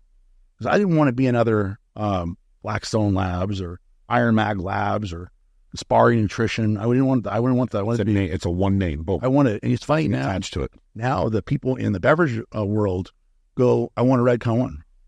Oh yeah, that's exactly what I was hoping for, right? So it's like I want a Bang. I want to, yeah, I want a Redcon one. So I want a Redcon. I think that's super cool. That's like, because that's that. Well, they said Total War for a long time because that was like your top reward. Well, Total War is a brand in and of itself for sure. Yeah. People still do that. I've had people come to me and go, "You're the Total War guy." I guess so. I'm the Total War guy. It's cool. That brand, the MRE brand, and the Redcon One brand have become a whole brand. So what grew faster, Blackstone or Redcon? Oh, Redcon. Not even close. Wasn't even. They're not even. So like the first year in Redcon, we had $1 million month. Within the first year, we did. Well, you had a lot of POs out of the gate. I remember you didn't even have product yet, and you already had. Yeah, I remember. You were already selling stuff. Cool. That's actually a really cool story. Is that Jared Wee from High Tech? He believed enough in me and in what we were doing that he fronted us $500,000 in products with 60-day terms, which other manufacturers I didn't even talk to. But he said, look, no one does that these days even. No, he go, yeah, 60 days is a long time. So he said, look, so give you 60 days, $500,000. So we ordered all the products, 13 products we started with. We got all the products in, but before we even got the products in, I had the renders and I pitched it. I started calling everybody. In fact, like you guys know Rox really well. Right? Rox was our first one who bought big product, and they spent in their initial PO, they did a $100,000 PO before the products were even run. We didn't even have anything to show them, just renders at the Olympia, at the 2016 Olympia. I showed them all the renders, and they're like, yeah, okay, we believe in you, $100,000. And I was like, oh my God. And so we ended up selling enough that by the time we received the products, we had sold half the products. By the time we owed him the money, we had already paid him off and I ordered more products. So that was so when people go, well, how much did it actually take to start the company? It's nothing. We were profitable at all, yeah. I never invested any money into the products or the business or anything, other than to rent the initial building and to pay, What was the building size, the first one? 800 square feet. It was a flex space. It was 4,000 square feet. And how long did the lease for? I've been to all of them. Yeah. How long was the lease on it? It was 5 years, but we could get out in 3 with a penalty. And we went got the space, and I have the pictures on my phone and the videos on my phone. I remember walking through that space with Eric Hart and Eduardo and the rest of the team initially. Really, I think my pictures were just Eduardo and Eric. And we walked through there, and I was like, we're never going to fucking fill this place up. I was like, this place is going to last forever. I was like, holy shit. And then I owned Dynamic Muscle at the time with Kai Green. So I owned Dynamic Muscle. So I was like, maybe with Dynamic Muscle, we'll be able to like use most of the space. And then I started Iron Addicts brand with CT Fletcher.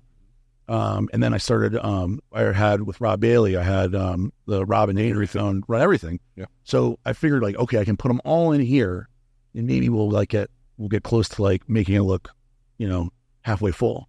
And then within, a matter of months, it was like we couldn't fit anything and we started getting satellite warehouses. And by the time we moved out of there, we had 6 satellite warehouses around the property there on Rogers Circle.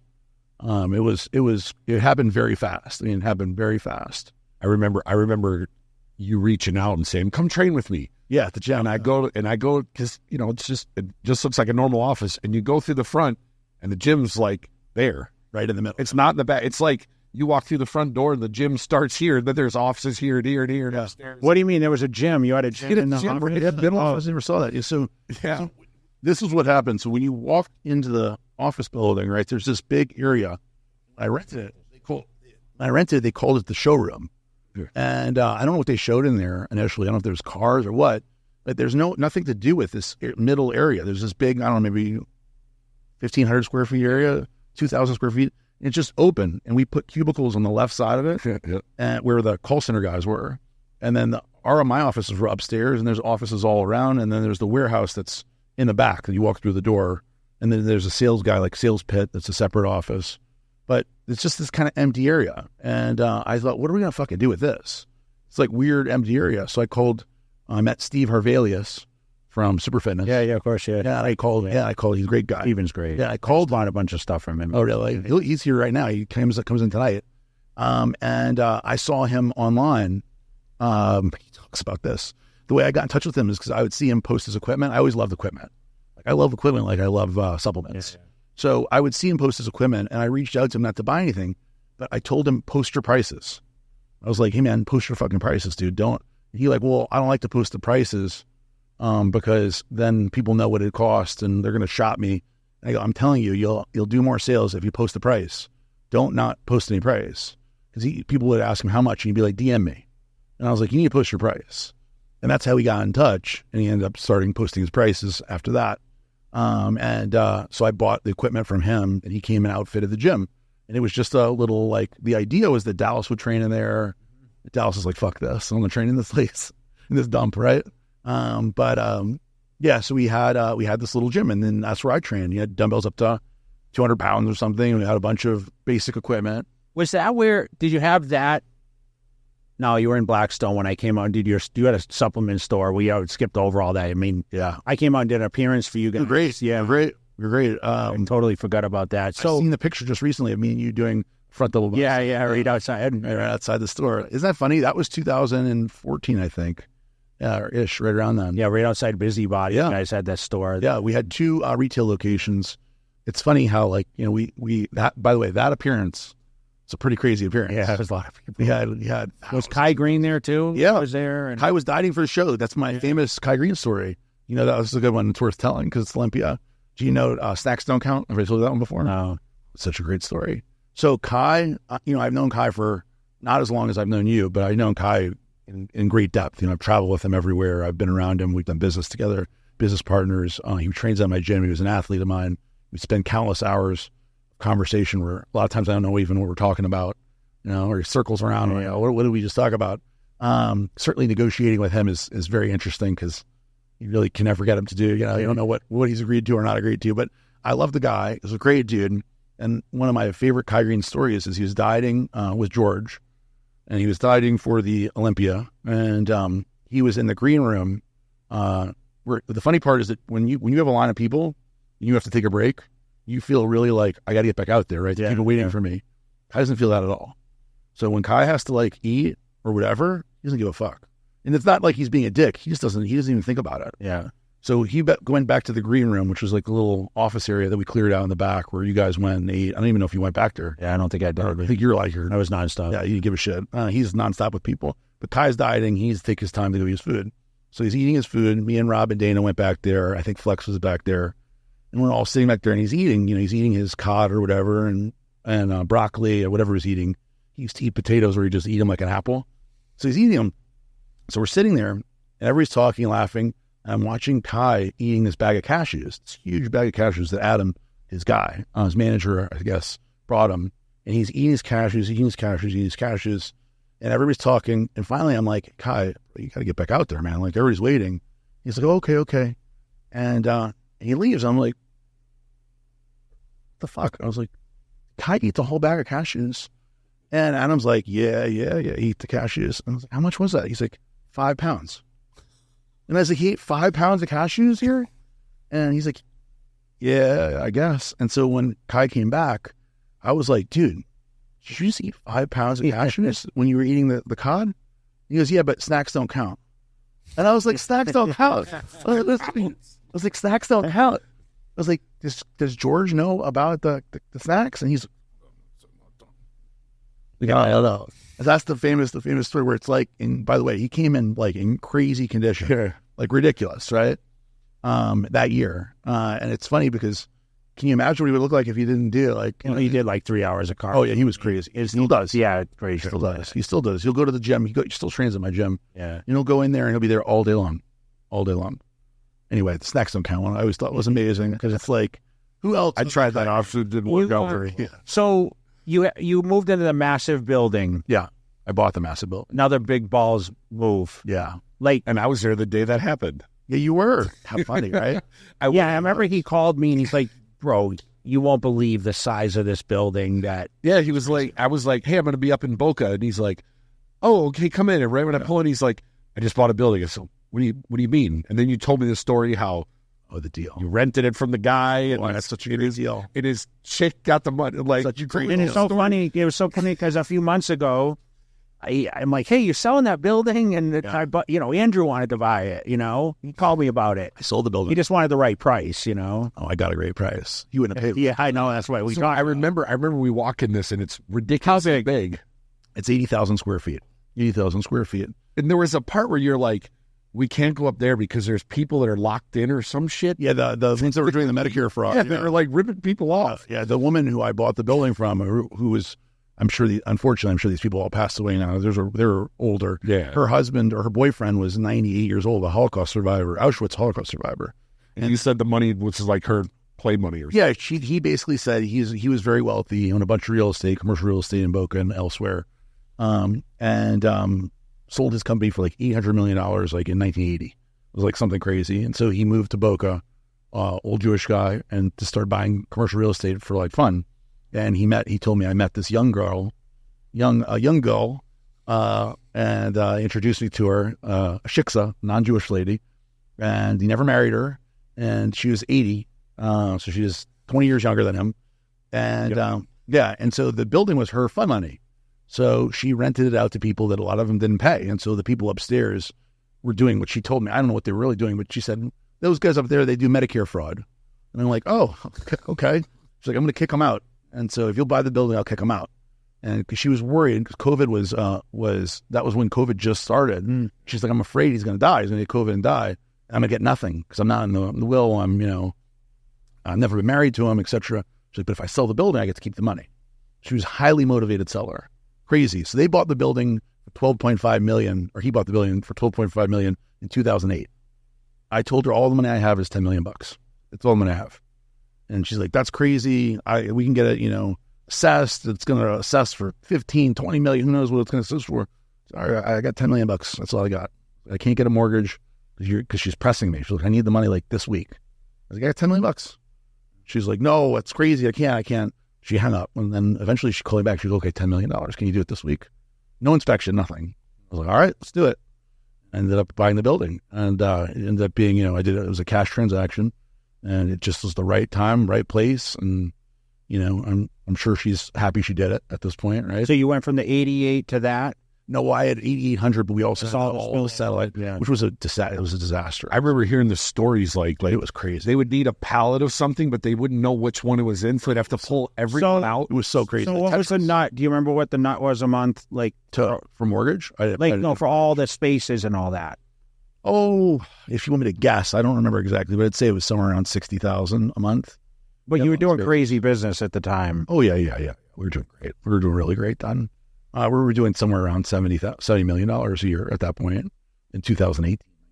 So we're doing. What was your biggest outlets at the time? Direct to consumer, obviously. Vitamin Shop and GNC. The specialty was big. We got into Walmart in 2019, I think, and Walmart was number one for a while there. They were doing over $1 million a month, Walmart. But direct to consumer was big. I mean, that was when direct to consumer, Ryan can tell me, I think we were doing $3 million a month at that point in direct to consumer ish, $3.5 million, not including Amazon or whatever, just on the website. And you were spending a lot on digital advertising, Facebook, that kind of thing. 500,000. That's when the conversions were crazy, right? You could like 500 really get good traction. Yeah, it was a great. I mean, that was a really great, fun time. And so it definitely made sense to buy the building and move us there because I knew, first off, the inefficiency of having 6 satellite warehouses, like Matt was mentioning, it was literally Tetris. So like when you had to pack an order for a container or for a truck, it was crazy. We were having box truck move pallets from this one to this one. We had guys driving forklifts around the block with pallets on it, packed up. I mean, it was. You imagine going on the street. Yeah, no, and we'd have them too high, where it's like you shouldn't be doing this. So where I drive by, Eddie, our warehouse manager, driving 2 pallets stacked on each other on a forklift a mile away, and you'd be like, "What are we doing? Like this is bad." So we ended up moving into the spot, buying the building, and then filling it up. Looked pretty full, yeah. I remember. I never saw it when it was finally completed because I went there twice. Yeah. And then you were telling me all the remodeling you were going to do, and yeah, I hadn't seen it after that. Yeah, it's a beautiful thing. And I saw in the back room you had the second tier, like the direct to consumer with the conveyor belt. I saw that. Yeah. Yeah. Yeah, we were back doing direct to consumer again out of the warehouse, which is great. There's a lot of, unfortunately, when I left, we didn't even go into this, but when I left to go to prison, there was a lot of things that happened that were mistakes, business mistakes. One of them was switching to a 3PL, probably the biggest one. Not really me, but the team, specifically our CFO at the time, who was a great guy, but he thought he was doing a good thing. He didn't do it maliciously. He thought he was going to save a lot of money. They pitched us to save $400,000 a month, right to the bottom line. How though? Where was the savings going to be? Was it a few things? So one thing would be manpower? Well, one thing is we're on a peninsula. We're in Boca Raton, or the worst place you could possibly be. This place was in Atlanta, so it's on a main shipping route. So they're able. This is all they do. If you want to hear their pitch, this isn't the reality, but the pitch was, hey, we're in the middle of the country. This is all we do. Close to manufacturing, better shipping rates, closer to manufacturing. Yeah. Here's the analysis of how they broke it all out. Here's how we're going to save the money. Here's what we're getting. Here's what we're buying boxes for less. We're going to save money on manpower for sure. This is what we do. You guys are a marketing company. You're a supplement company. We're a logistics company. So we pitched that to basically Kevin, the CFO at the time. Kevin did what he thought was the right move. He said, yes, we shifted all of our shipping all at once to them, and they fucked it up completely. Like they were not prepared for the volume. They weren't prepared for the full truck shipping. They weren't prepared for the volume of D2C, and things just got really rocky when I was gone.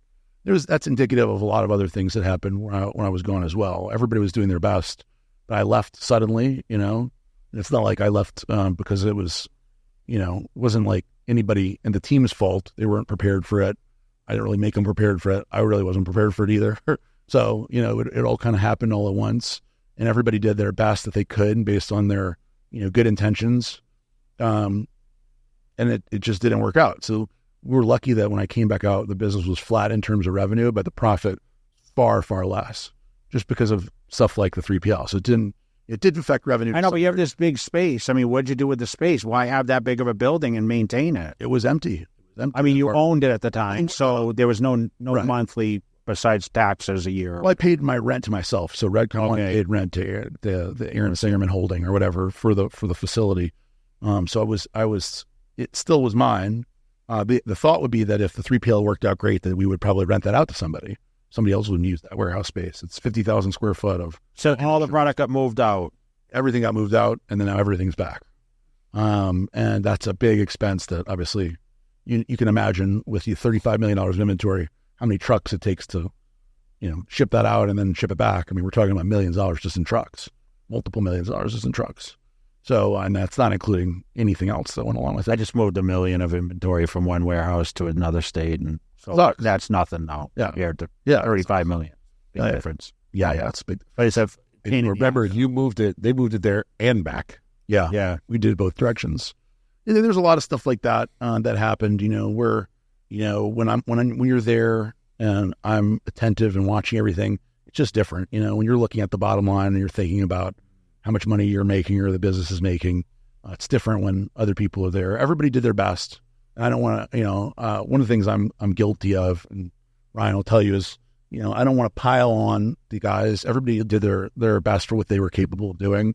And I didn't set it. It's not like I set it up to be successful. No textbook. They can't do this, dude. There was no succession planning. There was no it kind of happened all very fast. And everybody did their best to pay. And you couldn't run the business from prison, no, for sure. No. I got updates. That was the best that you can do, is you can get updates. And to be honest with you, some of the times the updates were worse. I know, but how stressful is it to know that I have this massive business, you go to prison. Like, what's your thought in there? I will say that one thing that helped is that I got a private equity investment from a company called Trivest. Remember when you bought 24% of Redcon one while I was indicted by the federal government because they believe so much in the business. Which is wild, right? Yeah, it's a one-off, man. It's a one-off that they did that.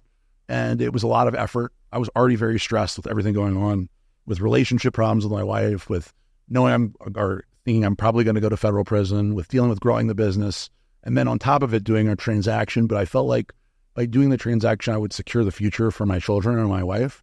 So it was one of those times where it's like the balls times where you just have to fucking do it. And I put even more stress on myself and the team to make that deal happen so that I could secure the future for everybody. So when I went to prison, there are two things I had on my side is that I had many millions of dollars in the bank. And I also had what I thought, that these guys were going to look after the business as well. So I had an investor who was heavily invested in the success of the business. So those two things made me feel better about it, But, like when Ryan would come, other people would come and visit and give me distressing news, there's only so much you can do. And so part of me liked hearing, being distracted from being in prison by hearing business stuff. And another part of me was like, fuck, because there's not really anything you can do about it. You don't even want to hear it. No. It's funny because it's like a real like dichotomy of like I love business and I love hearing about it. So when Ryan would come and visit, I want to hear all the details. But then he would also give me the problems. You can't help but tell me like the problems he's having, and I couldn't really fix them. Because even if I could like momentarily, like say he was there with, a problem person also, and then he told me, and then I had to talk with them. I can't go back and monitor. There's no accountability because when they leave, right? So it was definitely like that was tough.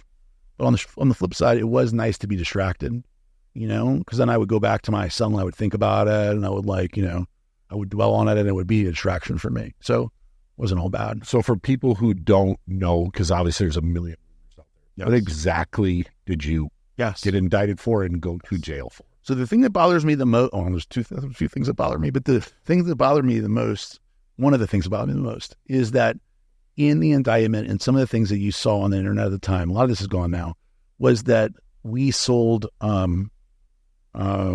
compromised or what is the word they used? Not Ryan, what's the word they used? Products. Thinking of the right word. It's like products that have the wrong ingredients in it. Mislabeled. It wasn't mislabeled is the technical term, but so they laced with something. Yeah, like laced. That's okay. They have a specific word that people used, but let's just say mislabeled, right? And that bothered me a lot. And it continued. I mean, whenever I hear that, when somebody says that, it's because they said you were selling steroids. Right. Really is what they said. Right. So that bothers me less than that I put something that people didn't know about in their product. Like grandma bought her vitamins and I put steroids in them. Like that to me, that bothers me. When people say that, I'm like, fuck, if that's what somebody thinks of me, like that's a very shitty person. Like poisoning people or something, accidentally putting these ingredients in the product.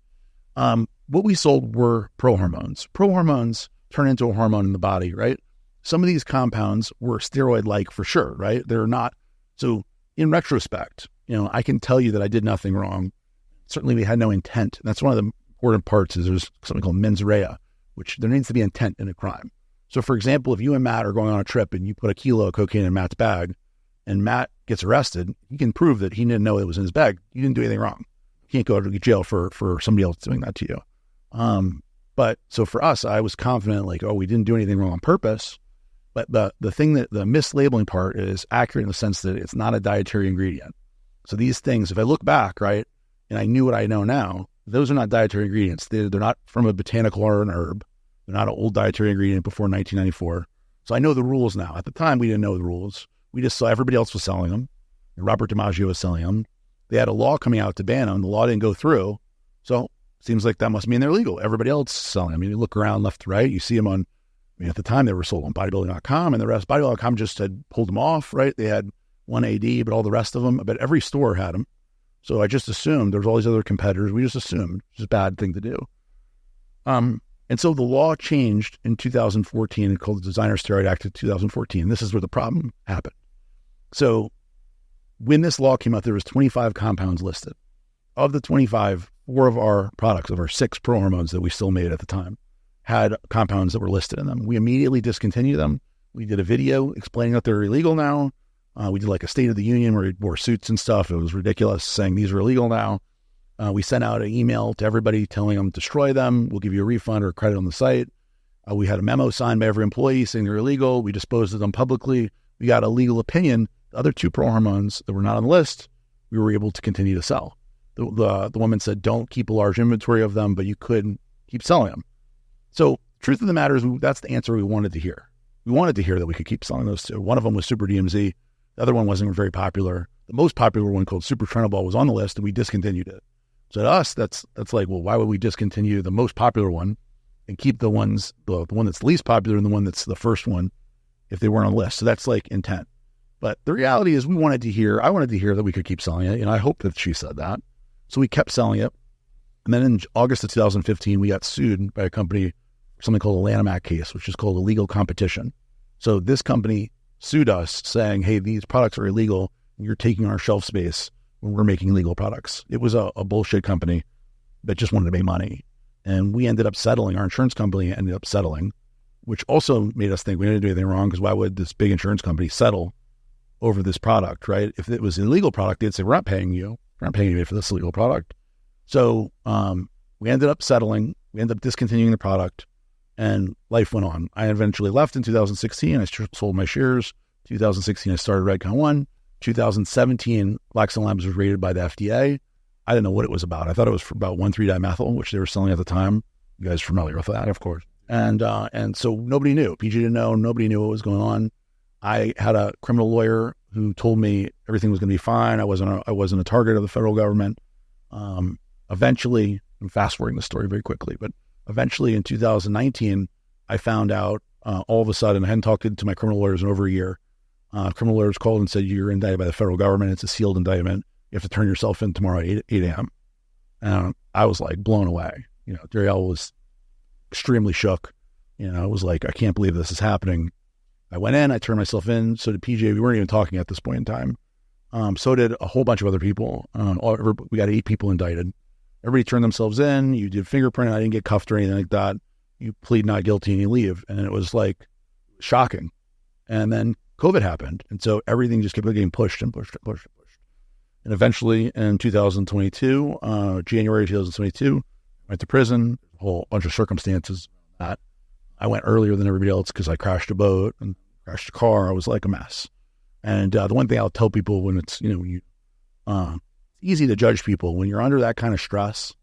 It's an interesting thing the government does. I could be pretty critical about the federal penal system, the prison, in general, the prison system. But one of the things that's really particularly tough is when you know you're going to go to prison and you've pled guilty, which is something you never imagine. I never imagined I'd plead guilty. You told me you weren't gonna. I never imagined. Not in a million years I think I'd ever plead guilty. I'd spent $4 million on legal defense. I had Alan Dershowitz. I had the best lawyers in the world working for me.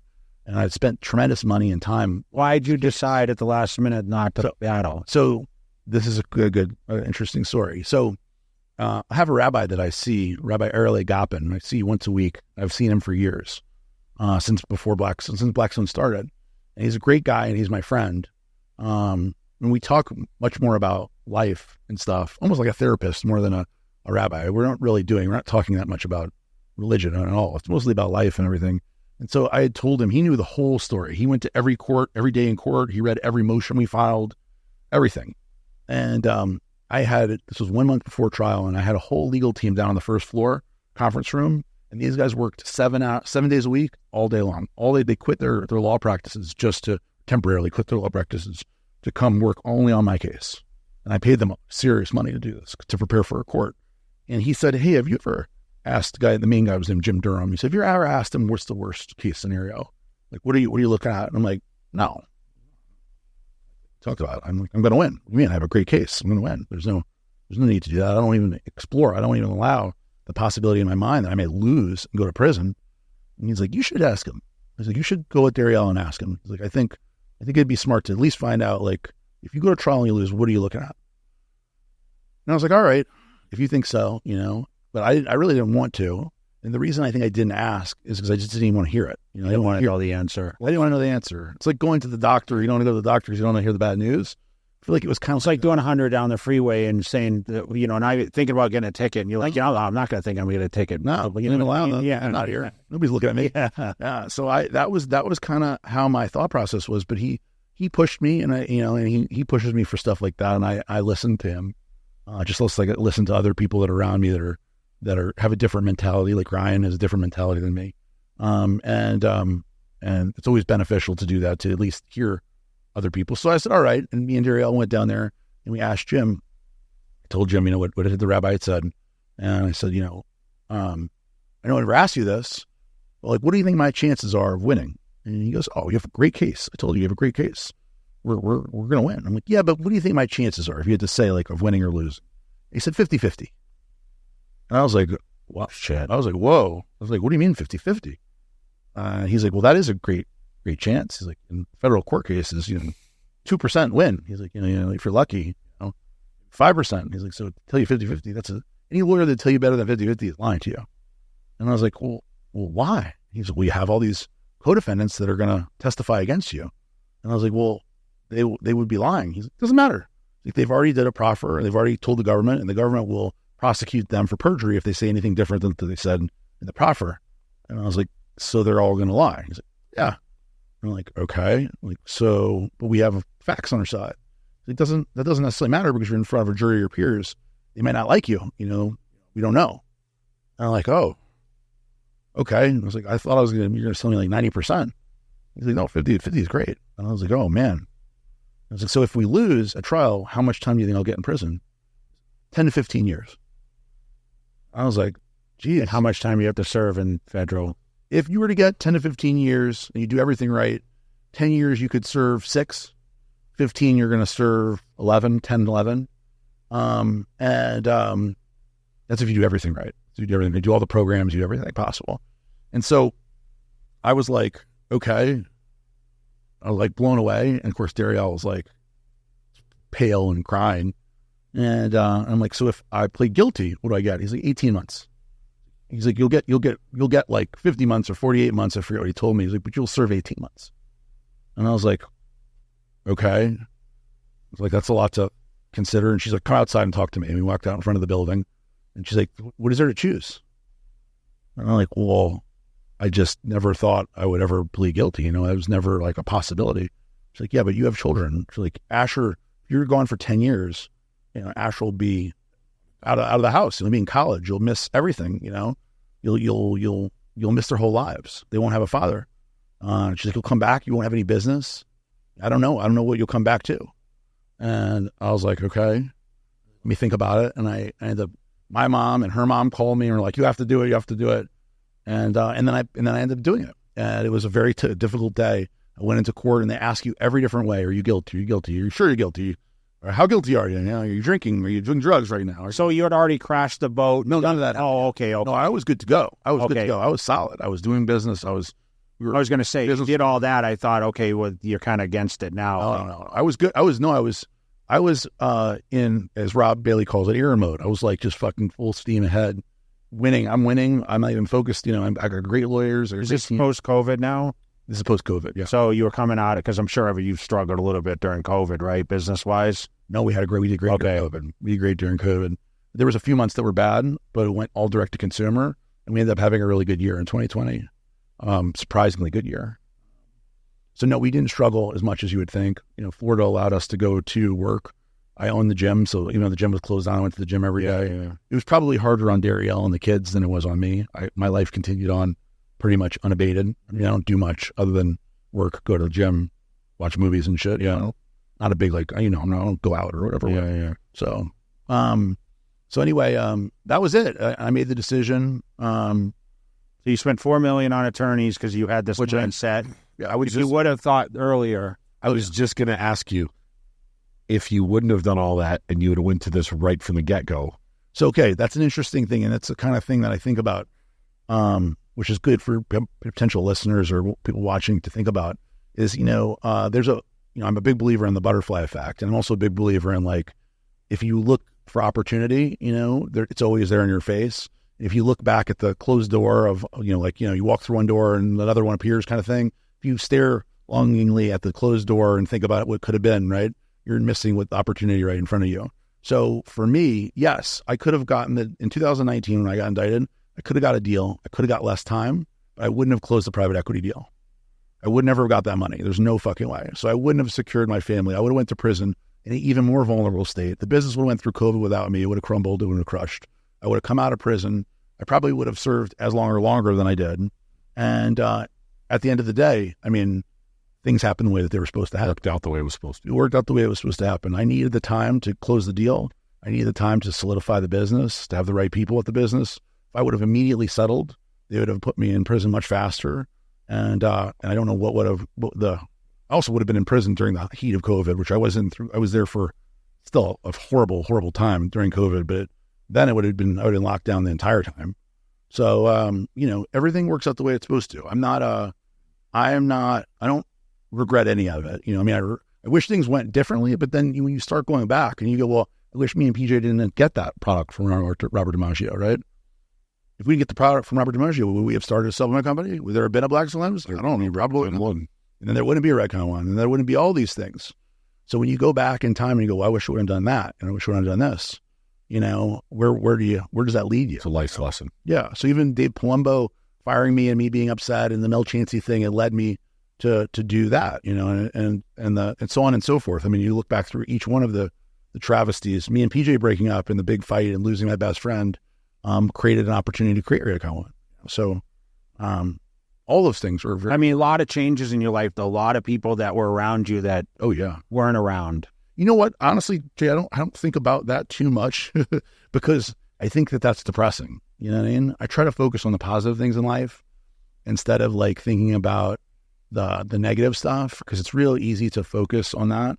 And I think that if you were to talk to Elena, my girlfriend, she would tell you, and that's why Rob come up with Aaron mode and all this other stuff. She would tell you that I'm extremely positive.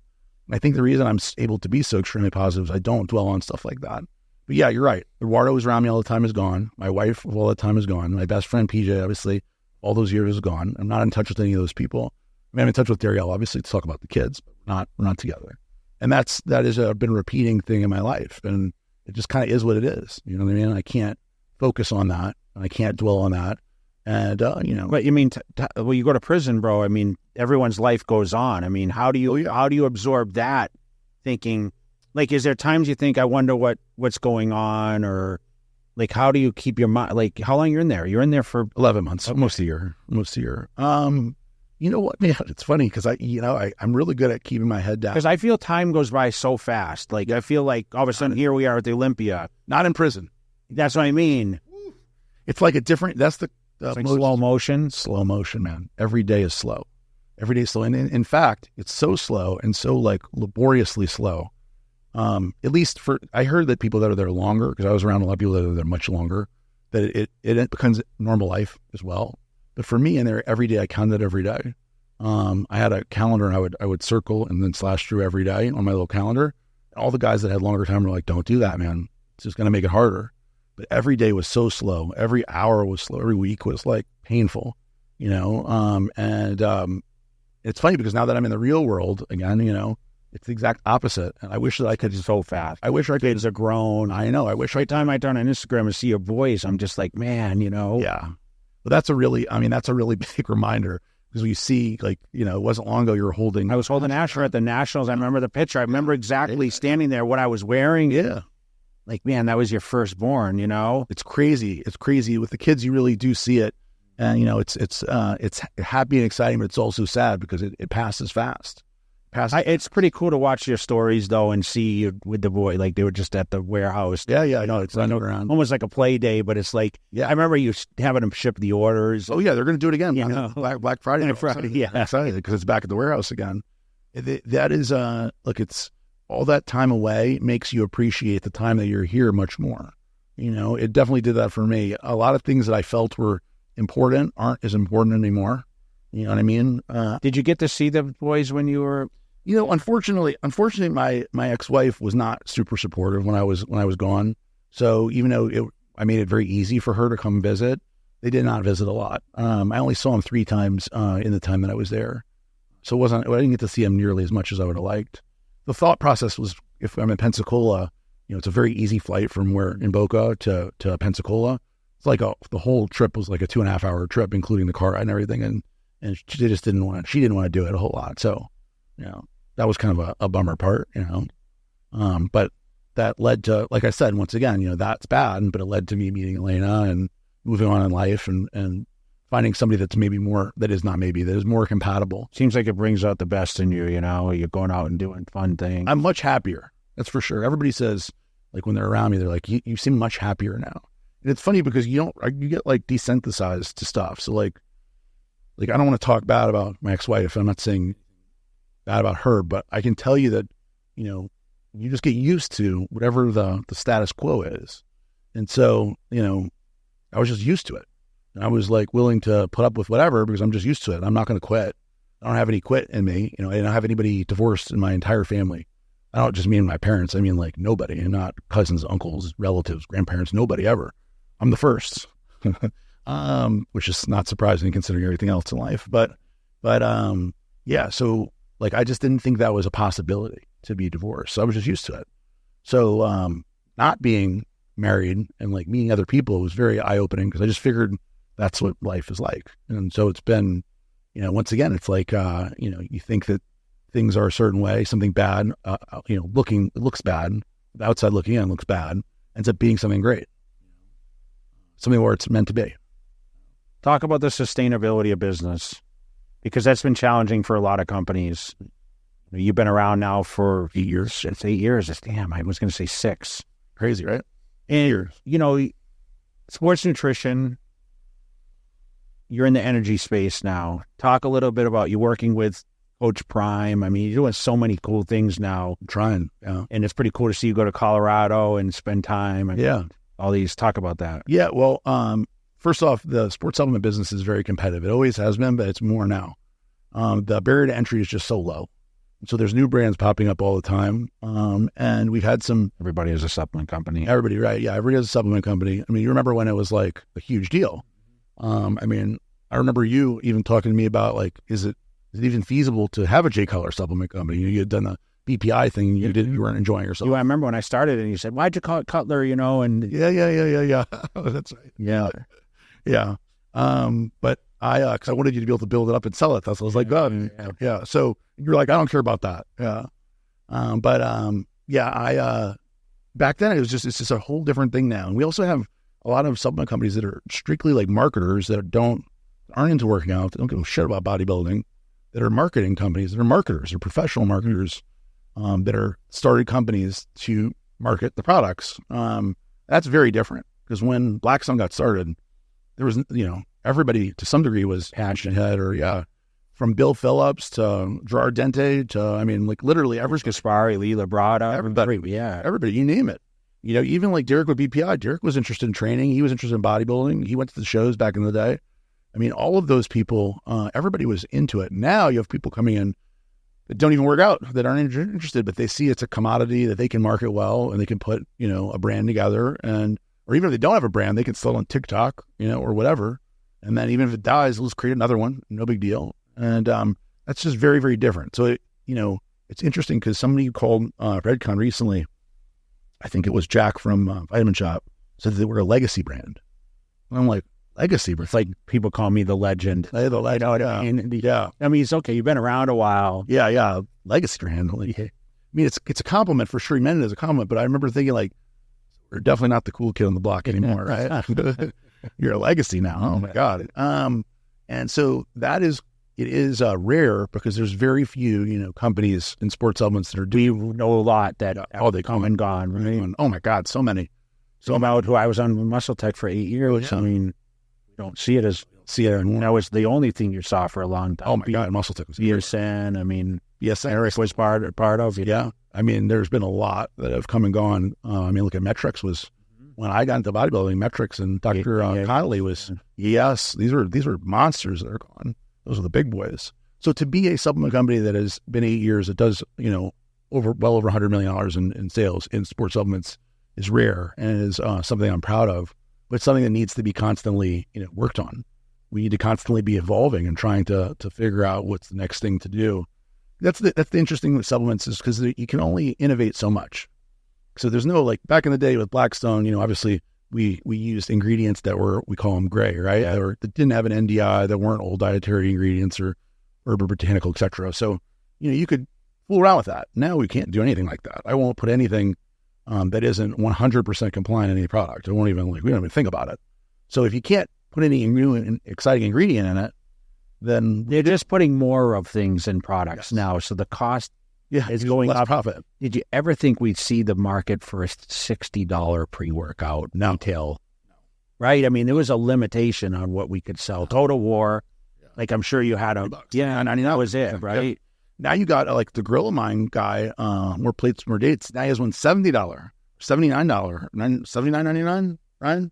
$80 pre-workout, right? But the question is, who's still number one? Still number one is C4, right? It has basically nothing in it, right? It's the most basic formula. It's still number one because there's a price point consumer at Walmart. 6-star is still beating, the most loaded pre-workout because it's cheaper at a price point. So there's something to be said about both things. And there's also something to be said about like new and exciting versus I'm trying to, toot my own horn. Rather, if I'm going to give myself a compliment with the legacy brand thing, at least I could say, hey, you choose the legacy brand or you choose the new guy on the block. I mean, we've also seen things get really popular, and then fall off. I mean, one thing I will say is that when you generally, and this isn't always, but when something gets super popular very fast, it can fall off that same thing, I always think of the kids' toys, like Beanie Babies and like, Teletubbies, right? Everybody's talking about the next Christmas gift, and then nobody talks about the next Cabbage Patch. Yeah, so it's like things go up. I had every one of them. Did you? Yeah. You still have them? No, I should have kept them. I wish you did. Be a fortune, right? Yeah. Oh my God, can you imagine? That's just life in general. If the tree grows too fast and the roots aren't set, Like die. metal Right? lunch boxes, the metal. With, Oh, yeah. with the superheroes. You look like you have them somewhere. You won't. Yeah. Here's a good idea for you guys. Yeah, do a J-colored metal lunch pail I think it would sell. with some Mega Fit meals in it. Only on jcolor.com. Only DSC. Yeah. And you'll sign it. Limited edition. Now we're going. Yeah. But yeah, I think that this business is a neat. It needs to continue. Well, innovation. People have gone to collabs, and Yeah, oh my I God. want you to talk a little bit about that after. But we've seen everything. I think Ghost kind of led that whole thing, They and did, and I hated it. I hated it when they started doing it because they were our direct competitor. I mean, they came out the same time as we did, and Ryan, I loved, and I still think is a great guy. Dan, I thought we were friends. We weren't. Not. I don't have anything positive to say, so I won't say anything. One of the guys who said negative things when I went away, who I thought was my friend or friendly at least. But when they came out with it, I thought cheesy. It was cheesy. I thought like we had the opportunity to do the exact same thing with the same people, and we didn't do it because I thought like, well, I'm going to pay a royalty for a flavor that's going to be the same as Kool-Aid, right? You're going to pay this money for Kool-Aid. We're going to do fruit punch. We pay nothing. Who cares, right? We'll have the same image. We just want to have the Kool-Aid man on it. I was totally wrong. I'm happy to admit it was 100% a smart move by those guys, and it helped them to propel their business and get the attention of Anheuser-Busch when they came out with their energy drink. Very, very smart move. I think it's played out now. We're more particular with who we're collabing with that fits the brand versus just anybody that has a cool thing. So like Redcon One, we think of, United States military, blue collar, kind of like who is Redcon One, who do we want to associate with and be affiliated with versus like, okay, let's get, Kool-Aid, right? I'm not saying Kool-Aid is bad or whatever, but it doesn't necessarily fit. I think that if we'd done it earlier, we probably would have seen a lot of success with that. I think it's cool because it gets the normal consumer. You got Chips Ahoy protein, right? Okay, so you could have cookie dough protein made of Redcon One, or you could have Chips Ahoy protein by Ghost. A consumer that doesn't know anything, that's going to be very appealing to get a new customer. Now, do you keep that customer coming back for Chips Ahoy forever? I don't know. And how much does it cost to do it? What are you paying for this? Probably a lot. But I do think you're getting a lot of new acquisition. You're getting new customers interested in your brand and your products that may not otherwise be. So it was smart. I wish we'd have done it, but like I literally was like dumb, I heard for that from every company though. That we had the opportunity to do this or that. I mean, I've missed a lot of stuff though. All this, we're talking about the successes, but the amount of athletes that I could have sponsored and people that came. Well, you did a lot. I mean, you at one point had a huge roster. I mean, Dallas obviously was a big takeoff point for you. Unfortunately, he passed away very early. Yeah, he missed a lot of the. I always think about that whenever his birthday or when the date of his passing goes around, is that he would have loved to see this. He would have loved to see. But at one point, you had the full roster of everyone. Oh, yeah, tons of people. Sector, and then slowly that like the athlete thing kind of dissipated. Yeah, I mean, was that just not sustainable? Was that? I think things in general, because the cost of an athlete gets expensive. Yeah, and it's not just the monthly salary; it's putting them at events and traveling. It's everything. It's everything. I remember. I think I talked to Matt. I want to say about talking about. I talked to you about signing Big Ramy at one point. Yeah. It was like so. I think we talked about signing Big Ramy. Matt told me what he wanted, which wasn't like it was a lot. Was it 30 or 50,000 or something like that? 30 or 40. Yeah, it was something like that. And And we thought about it, seriously thought about it, because he was such a big name. And although he doesn't necessarily fit the brand of America, especially going around the Middle East too. Yeah, but we thought like, okay, there's a lot of business in the Middle East. He's so popular there. But then when you consider other costs, auxiliary costs of covering Big Ramy, I think I may have told you this because I like to film. You know, I wanted, like with Dallas, filmed everything. Every day we did another film. He came to the office. So thinking about getting somebody to film him and manage him over there, to get him from place to place, he has to fly first class. He has to fly business. You start to think of all the auxiliary costs, and then another 6 figures on top. Yeah, at least, right? At least, maybe in a few more years. Yeah. Especially if you use them a lot. So I think that things changed a lot with that. We don't have a lot of athletes now where they're under contract and we're paying them a set fee. I don't necessarily think that that's like a dead thing because it's been used successfully, but it's just very different. I don't think that the bodybuilders or athletes, most of them move product. So you have to think of it more as utilizing their image, eyes on the brand. Yeah. We talk about this a lot. Impressions. Yeah. So we had a time where we were generating a lot of sales based on athletes, and we just don't see that anymore. You see the eyeballs, you see awareness. Why do you feel that is, though? Is there just too many? That's for sure. There is a lot now, and there are so many people that are competing for those eyeballs. But I think that the fact of the matter is just athletes generally don't convert directly to sales like they used to. You know? But you can market them and utilize them, imagery and everything else. Yeah, I mean, look, it's the market is interesting. So it depends on who you're looking for and what your brand's about. So for us, you know, a huge bodybuilder like a Big Ramy, I don't know if that moves the needle for people buying our products anymore, for the Redcon products like it used to. Ryan has seen a lot more success with people on TikTok. Yeah, what do you call micro affiliates, that kind of thing. We have, for the tier operator program, we have over 30,000 micro influencers, essentially, who get paid in product and in points to get product. And so that has been successful for sure. And some of the people that we've gotten that are much smaller are influencing their sphere of people versus paying a large dollar figure to somebody who has a huge following but may not be influential enough to get them to purchase. I don't know. It's just like that whole influencer marketing thing has changed because it's gotten really saturated. It's just like, you know, just because somebody has a huge following doesn't mean that they're going to sell products. But on the flip side, it doesn't mean that you can't hit pay dirt. So like we talk about Chris Bumstead as we're coming into the Olympia, right? Who's certainly going to win again. I mean, like, unless there's some disaster that befalls the guy, he's going to win again. He sells products like nobody else. Nobody's business. You know, the guy has created a whole brand based on him.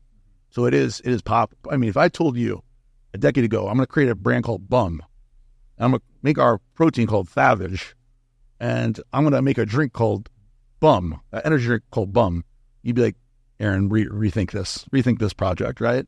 But because this guy is that popular, and he's not out there grinding away all day long, he's just doing his job, posting his images back. Like you look at his social media, and it's black and white picture of him just working out, like Back in Flex magazine. Yeah, but it generates interest and he generates sales. So it's possible. You just got to find, you know, basically a diamond in the rough at this point because there's so much rough out there. So it's more like we're trying to find the right people and then develop them, teach them what to do, versus finding somebody who's already done and then capitalizing off.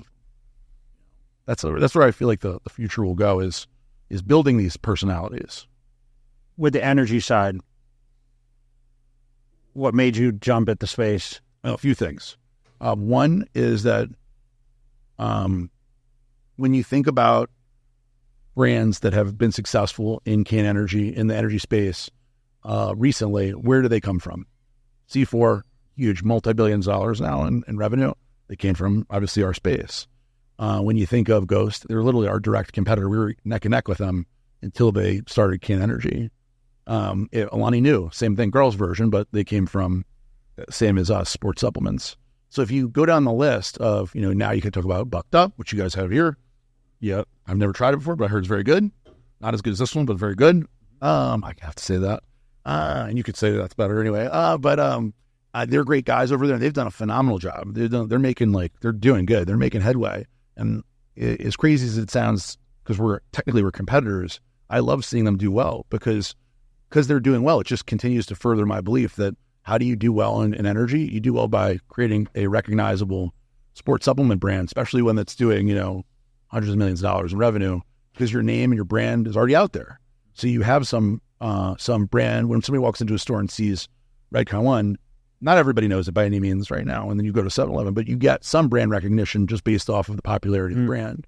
So because we saw, and Rise is another one that's done well, who's another sports supplement company that has done well. It's making inroads into energy, and I see all the data and all the numbers.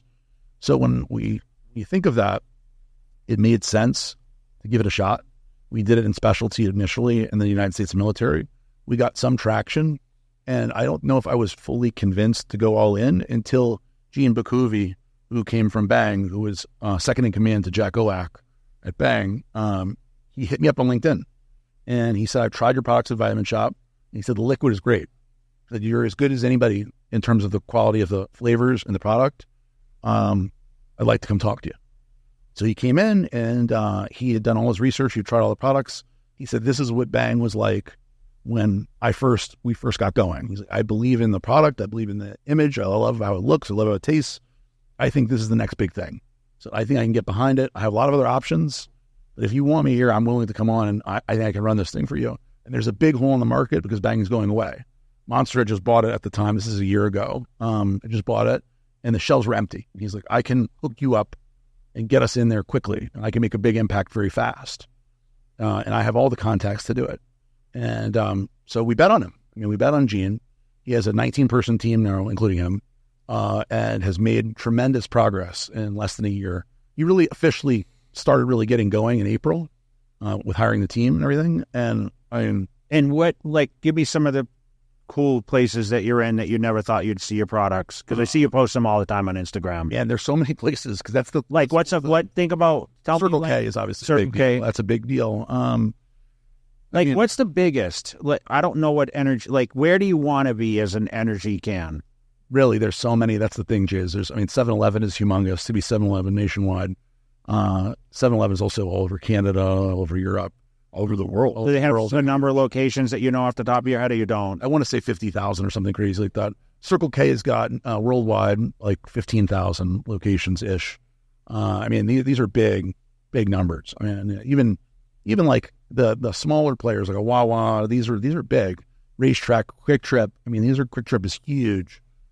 So thousands of stores. Yeah, thousands of stores. Even the littler ones, smaller chains like a Buc-ee's that only has 50 locations are still. So what's a production run of a flavor? Well, it depends on where we're producing it, but you can once again, unfortunately, barrier to entry isn't that high. You can make a few thousand cases. You can probably make 5,000 cases of a flavor. Even less maybe, depending on where you go to. The problem is that it is much, much harder to make an impact in energy space than it is in sports supplements, because it's extremely competitive. So cooler space is important when you walk to the cooler. Oh, it's very valuable. You're fighting for it. If you can get it, then so to give you an idea, the canned energy space is about a 26 billion in America, whereas sports supplements is $1.5 billion. So it's a much, much bigger industry. Much, much, much bigger. But more importantly for us, or when I think about it, you only need a few percent in terms of market share to be worth $1 billion. If you own 3% of the market share in America, you're $1 billion company. Yeah. So it's like, once again, thinking about Blackstone to Redcon, if I just have 6.6 million, I'm doing just as good. So I think the same kind of way, where it's like, hey, all we need is a few points of market share to hit it big. Obviously, I want to be the biggest and the best, but you don't need to be the biggest and the best. You could be number 14 and still be worth $1 billion. 13. Right now we're number 20 or almost 20 in the country, and every single month we're moving up ranks. And what is your goal? I want to be in the top 10 for sure. I want to be in top 6, right? Be the final pose down. That's right. Yeah. How challenging with the flavor, coming up with new flavors, and how many do you need to launch? To launch, so if you want, we tried to have a shelf, which is 10 to launch, and we have 10, we have 11 really. You testing new flavors all the time? We have 4 flavors that are approved, ready to go. So we'll have 15 flavors, not all in production yet. I think that to start off, you want to have at least 5, which is half a shelf. And that being said, it's very tough business. Very tough business. Not something I would recommend anybody go into without either a significant financial resource or a company that like a Redcon or Rise or a Bucked Up who has the resources to support that kind of growth. Because there are companies that come out and then raise money, venture capital money, and walk into this space with 50 million, 25 million bucks, and they just burn it all and go away. Because it's very difficult. Look at The Rock with Zoa, you know, how much money they've raised, it's crazy. And they've never made any money. They lose money literally every month they're losing money, but they're putting more money in, hoping to capture market share to when they sell. It's very difficult. That's The Rock with 100 million bucks in his pocket, you know, literally spending it. So it's tough. So you have to have the right team. You have to have the right resources. You have to have the incredible willpower, desire to win. Yeah, you're gonna have big balls, man. Big balls. You gotta have big balls. That's I distributed energy drinks for a year for Nelly Pimp Juice. I remember that. Yeah. I used to buy semi trucks full, and we sold it all over South Florida. Distribution's important for drinks, right? Yeah, so that's the thing that Gene came in and has been doing is he's building the DSD network, building our own network. We have about 140-something distributors signed now. We need about 210, I think, from what he figures, to cover the entire country. And it's tough to get these. Each one of these is a contract. It's like negotiating a contract with you to sponsor back in the day for Muscle Tech, but we're doing it hundreds of times. So it's a serious. And are you involved in that? No, thank God Gene handles that. It's team. Thank God Gene handles that. No, that's stressful, and he has to go back and forth, and he's fighting it out with these guys. So you're learning a lot right now. Learning a lot right now. I'm that's the thing. If I were to start this without a Gene, it's like a whole new thing. I may as well start in the clothing business. And talk about Coach Prime. Coach Prime was who came up with this idea? Who came up with the idea? Well, it was interesting. Ryan reached out. Ryan, did you reach out to them first, or it was like Ryan reached out to the Coach Prime team, SMAC, which is his team. It's like representation, more than representation, but his team. And it just so happened that Kevin, my financial guy, runs my family office. He is friends with the girl and sent product to Coach Prime's, one of the SMAC team, one of the main girls, Corral. So her husband is friends with Kevin. And so she actually had seen the Redcon products in her condo in New York City. And she was like, holy shit, like these guys, Ryan, are reaching out to us for Coach Prime. What a coincidence. And then asked Coach Prime's main guy, his Eduardo, essentially, his main guy, Sam. And Sam loved Redcon and had given Coach Prime when he was in the hospital. He had his toes amputated. Are you familiar with it? You know about that? Yeah, I heard about it. So he had a blood clot and he had circulation problems. He had toes amputated. And so Sam gave our MRE product with carbs, the whole food meal replacement, to Coach when he's in the hospital because he really wasn't able to eat. Coach fell in love with the products. So it all just kind of happened really organically by accident. Also happens like divine intervention, who knows, right? Ryan happens to reach out, happens to go to a person that happens to have gotten product based on a friendship with my financial guy that then gets back to Coach. He actually took the products and loved them. And so one thing led to another. We flew out there to meet him, and he wanted to get involved with the business. He did not want to be a sponsored athlete. He had been offered other deals, other drinks. I won't go through who, but you can imagine, and had decided that like he would much rather figure out a way to be part of a business versus be a sponsored athlete. He has a lot of sponsorship deals. He doesn't have any ownership deals. He doesn't have equity investments in any. And so this was his first one. And it took a lot of work on Ryan's part, a lot of work on legal, a lot of work talking to him. I wanted to make sure that he really was going to be a value add, that he was going to be a participant, not just a silent owner in the business. And so he got a great deal. And so he came on and said, look, we're family now. Like, I'm going to be as involved as I can be. And to be honest with you, he's been much more involved than I expected him to be, where he's very particular on everything, how everything tastes, how everything looks. I mean, I don't have his can here. Like, on every element of his can, he wants the chain to look a certain way. He wants a signature here. Everything's very particular. And you could tell why he's been successful, because he's very detail-oriented. And he's not somebody who just goes, okay, you figure it out, send me the money. He's somebody who wants to know everything. He wants to know why this, why that. Every time I visited with him, hung out with him, he peppers me with questions about the products. He wants to know, he doesn't want to be put in a situation where he sits down for an interview and somebody says, what's in your pre-workout? And he goes,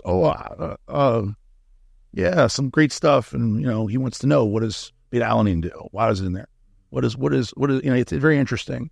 So he's, and like, he takes all the products. I have to tell him, be careful, you're getting up there in age. Don't take the pre-workout and the fat burner and then take another. I mean, he is, so, but he's really into it, and he's been a great partner, so far. Obviously he's in the middle of the season right now, so a little harder to reach than he was previous, but, he, last game he had up there with him at the press conferences, drink koozie we made for him with his drink, his Redcon, and every interview you see. I just saw you launched some products in GNC also. Yep. Is that exclusive to GNC or? No, we're launching them everywhere. Okay. But they got it first. They got all the products. And what does that consist of? It's hydration with creatine, a pre-workout, an Emery bar, an Emery light. Products he likes.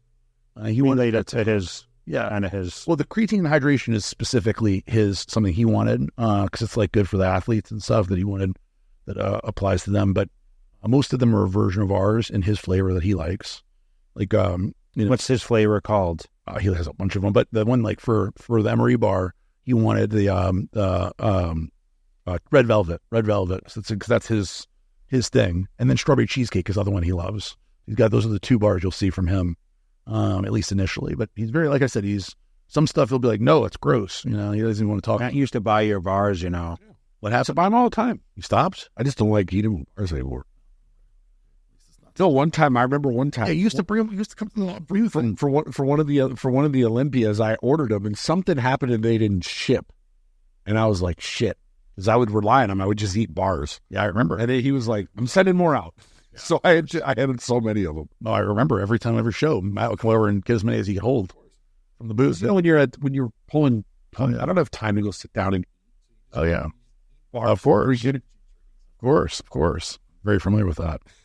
Yeah, but he's been a great partner, and that's one. So one of the ideas behind that is like, so when you talk about Can Energy and talking about Redcon 1, people don't know Redcon 1 in the space. I mean, even today at NAX, we had such a great response. I mean, just unbelievable. But there's plenty of people that come up and go, who was Redcon 1? There's plenty of people. And by having Coach there, and he's, big picture of him on the background, they know Coach. And so they come up and they go, oh, Deion Sanders. And then we tell them about the brand, and it pulls people in. And that's the same kind of idea behind the whole partnership, is that, while we're new in the drink space, Coach Prime is known by everybody. He's not triggering. Everybody loves Coach Prime. He is somebody that people love his inspirational message for positivity, and it allows us to, kind of like a force multiplier, where since we have Coach, we're reaching so many more people than we would have. And having somebody sponsoring somebody of that magnitude is expensive, and then they go on to something else. It's not a permanent relationship, especially when it's the kind of money that he can get.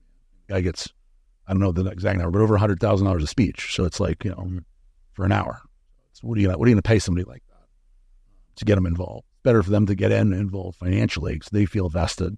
And so the success, they have the success long term. Well, I saw you post up your collab can today.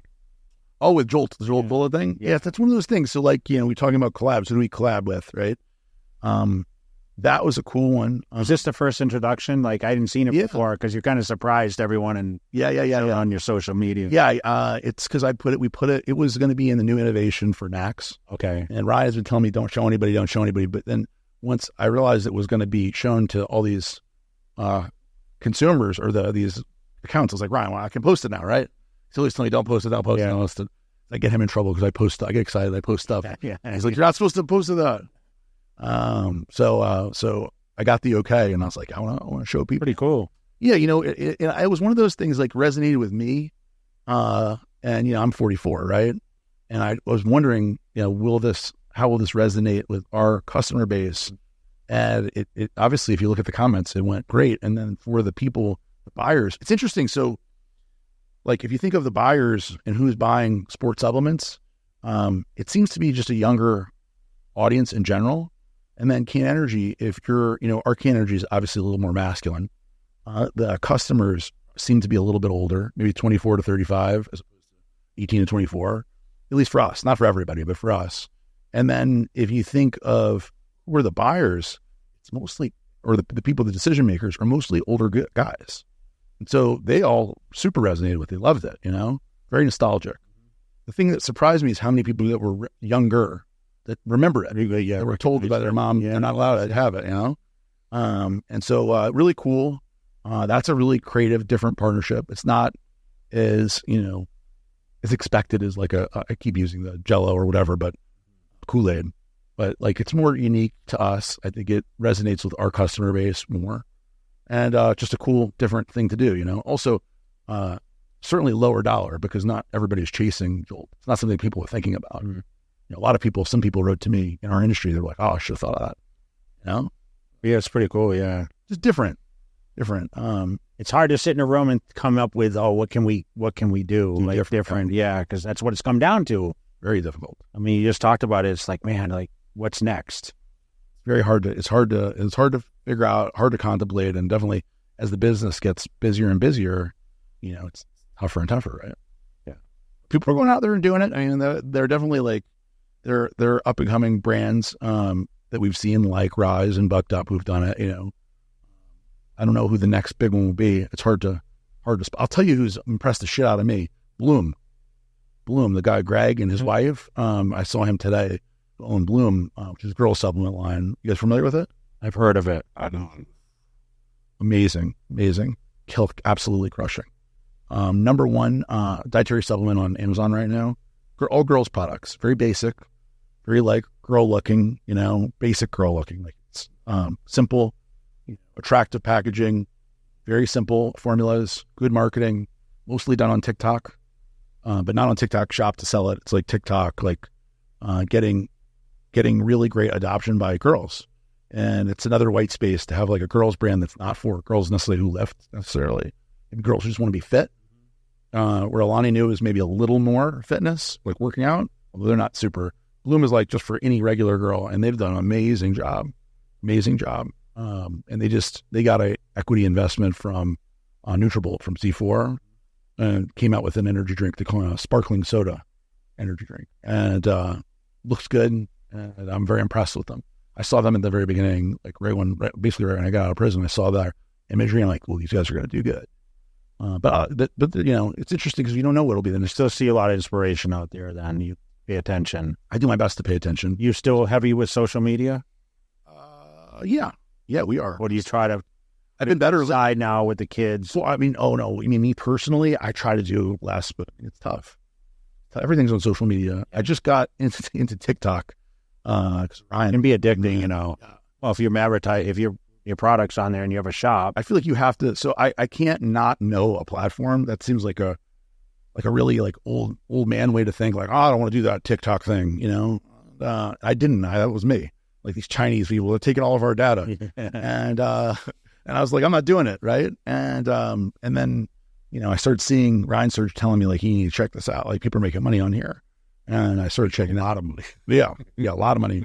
And then dating Elena, who's obviously younger than me, she looks at it and like she looks at it all the time. She'll do TikTok more than anything. When you travel, does she find like the places to go to? That's what so Angie always finds.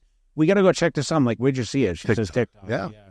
Now that I'm in there, I see where they're getting it. I don't look at it. Good for you. You shouldn't look at it. I don't want to. You need to. I watch Instagram. Just runs a podcast. Yeah. I don't blame you. It's all I do is this. I don't blame you. I mean, look, ultimately, I'd like to think one day I won't look at any of it anymore. One day I just want to delete. Do you ever just want to close? Do you have a plan? Like, do you ever say, I just want to go on an island? And I mean, you're raising boys. Well, I'll tell you what, I survived 11 months with no phone and no social media. So I know I can do it.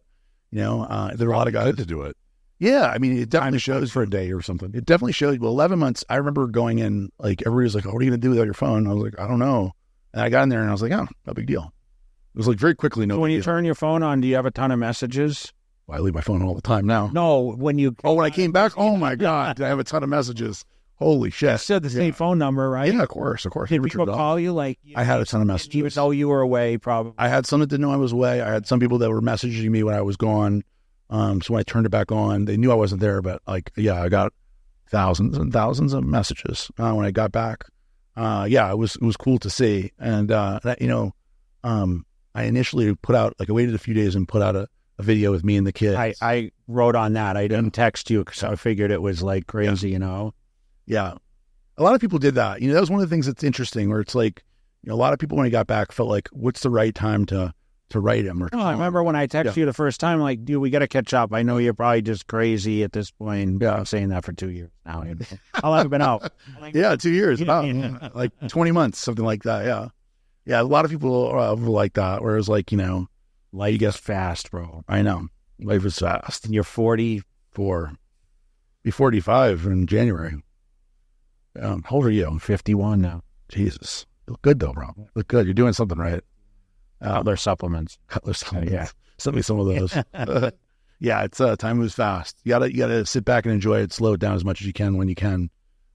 So big weekend at the Olympia. Yep. Finishing up the NAC show. What's your expectations for the Olympia? Are you a fan this year to root anyone on? Yeah, I mean, look, obviously you're a sponsor. I'm a sponsor. Yeah, I'm a sponsor. Me and Dan kind of fell apart in terms of our relationship for a while there, and we reconnected. I was at Jim's 80th birthday party. We sat together and I talked a little bit. We talked a bunch, but we didn't really reconnect till relatively recently. And so, I obviously decided to do the show. It's the 60th anniversary. I'm always going to be a big bodybuilding fan. I'm so grateful to have found bodybuilding. I'm always tell Jim, how grateful I am to him and his efforts, because if it wasn't for Jim, I wouldn't be here doing any of this. He's become a great friend of mine, and a mentor, father figure of sorts, because he's such a tremendous impact on my life. I don't believe that I'd be selling supplements. I don't believe I would have found any of this stuff if it weren't for. You've never turned your back on bodybuilding, and I just want to say I appreciate you, because you always sponsored a lot of my events. Oh, of course. Even though indirectly you probably don't know some that I'm involved with, but you still sponsor a lot of shows. Yeah, hundreds of backed shows. Away from it. Yeah, hundreds of shows, and I do that not because necessarily I'm looking for a return on investment, but because I'm paying it forward. I'm very grateful for everything I have. It all comes from bodybuilding. So I'm a huge bodybuilding fan. Do not follow the sport as closely as I did when I worked for Dave Palumbo or whatever. And there's a lot of new guys and a lot of new talent. I see you cheering a lot of the guys on social media, though. You like Andrew Jacked. Yeah, I like Samson. You like Samson. You like Samson. Could have sponsored Andrew Jacked for $1,000 a month, and I told him no. For real. What's the guy's name who worked with him? Oh shit, I feel bad now. Video guy, bald head, shorter guy. He moved out to Dubai with him. He was Larry Wheeler's guy. His name is he's been around forever. Yeah, Adam Silver. Adam Silver reached out to me, and it's like, hey, I met this guy in Dubai. Works out with Larry Wheels. Big thing. His next big thing. All he wants is $1,000 a month, and I was like, listen, I'll send him supplements. And I'll give him a coupon code, and obviously now we know where that goes. That's just one of many people like that. He. You think he can win it? I think he can win it if he's peeled, if he's in. Look. What do you think is like? You think Hadi or Derek's going to win? I don't like Hadi's shape at all. So I know he's ripped and whatever, but honestly, and this is something that people probably won't like. I don't really, when somebody is that short, it doesn't appeal to me personally. It's not the look I like.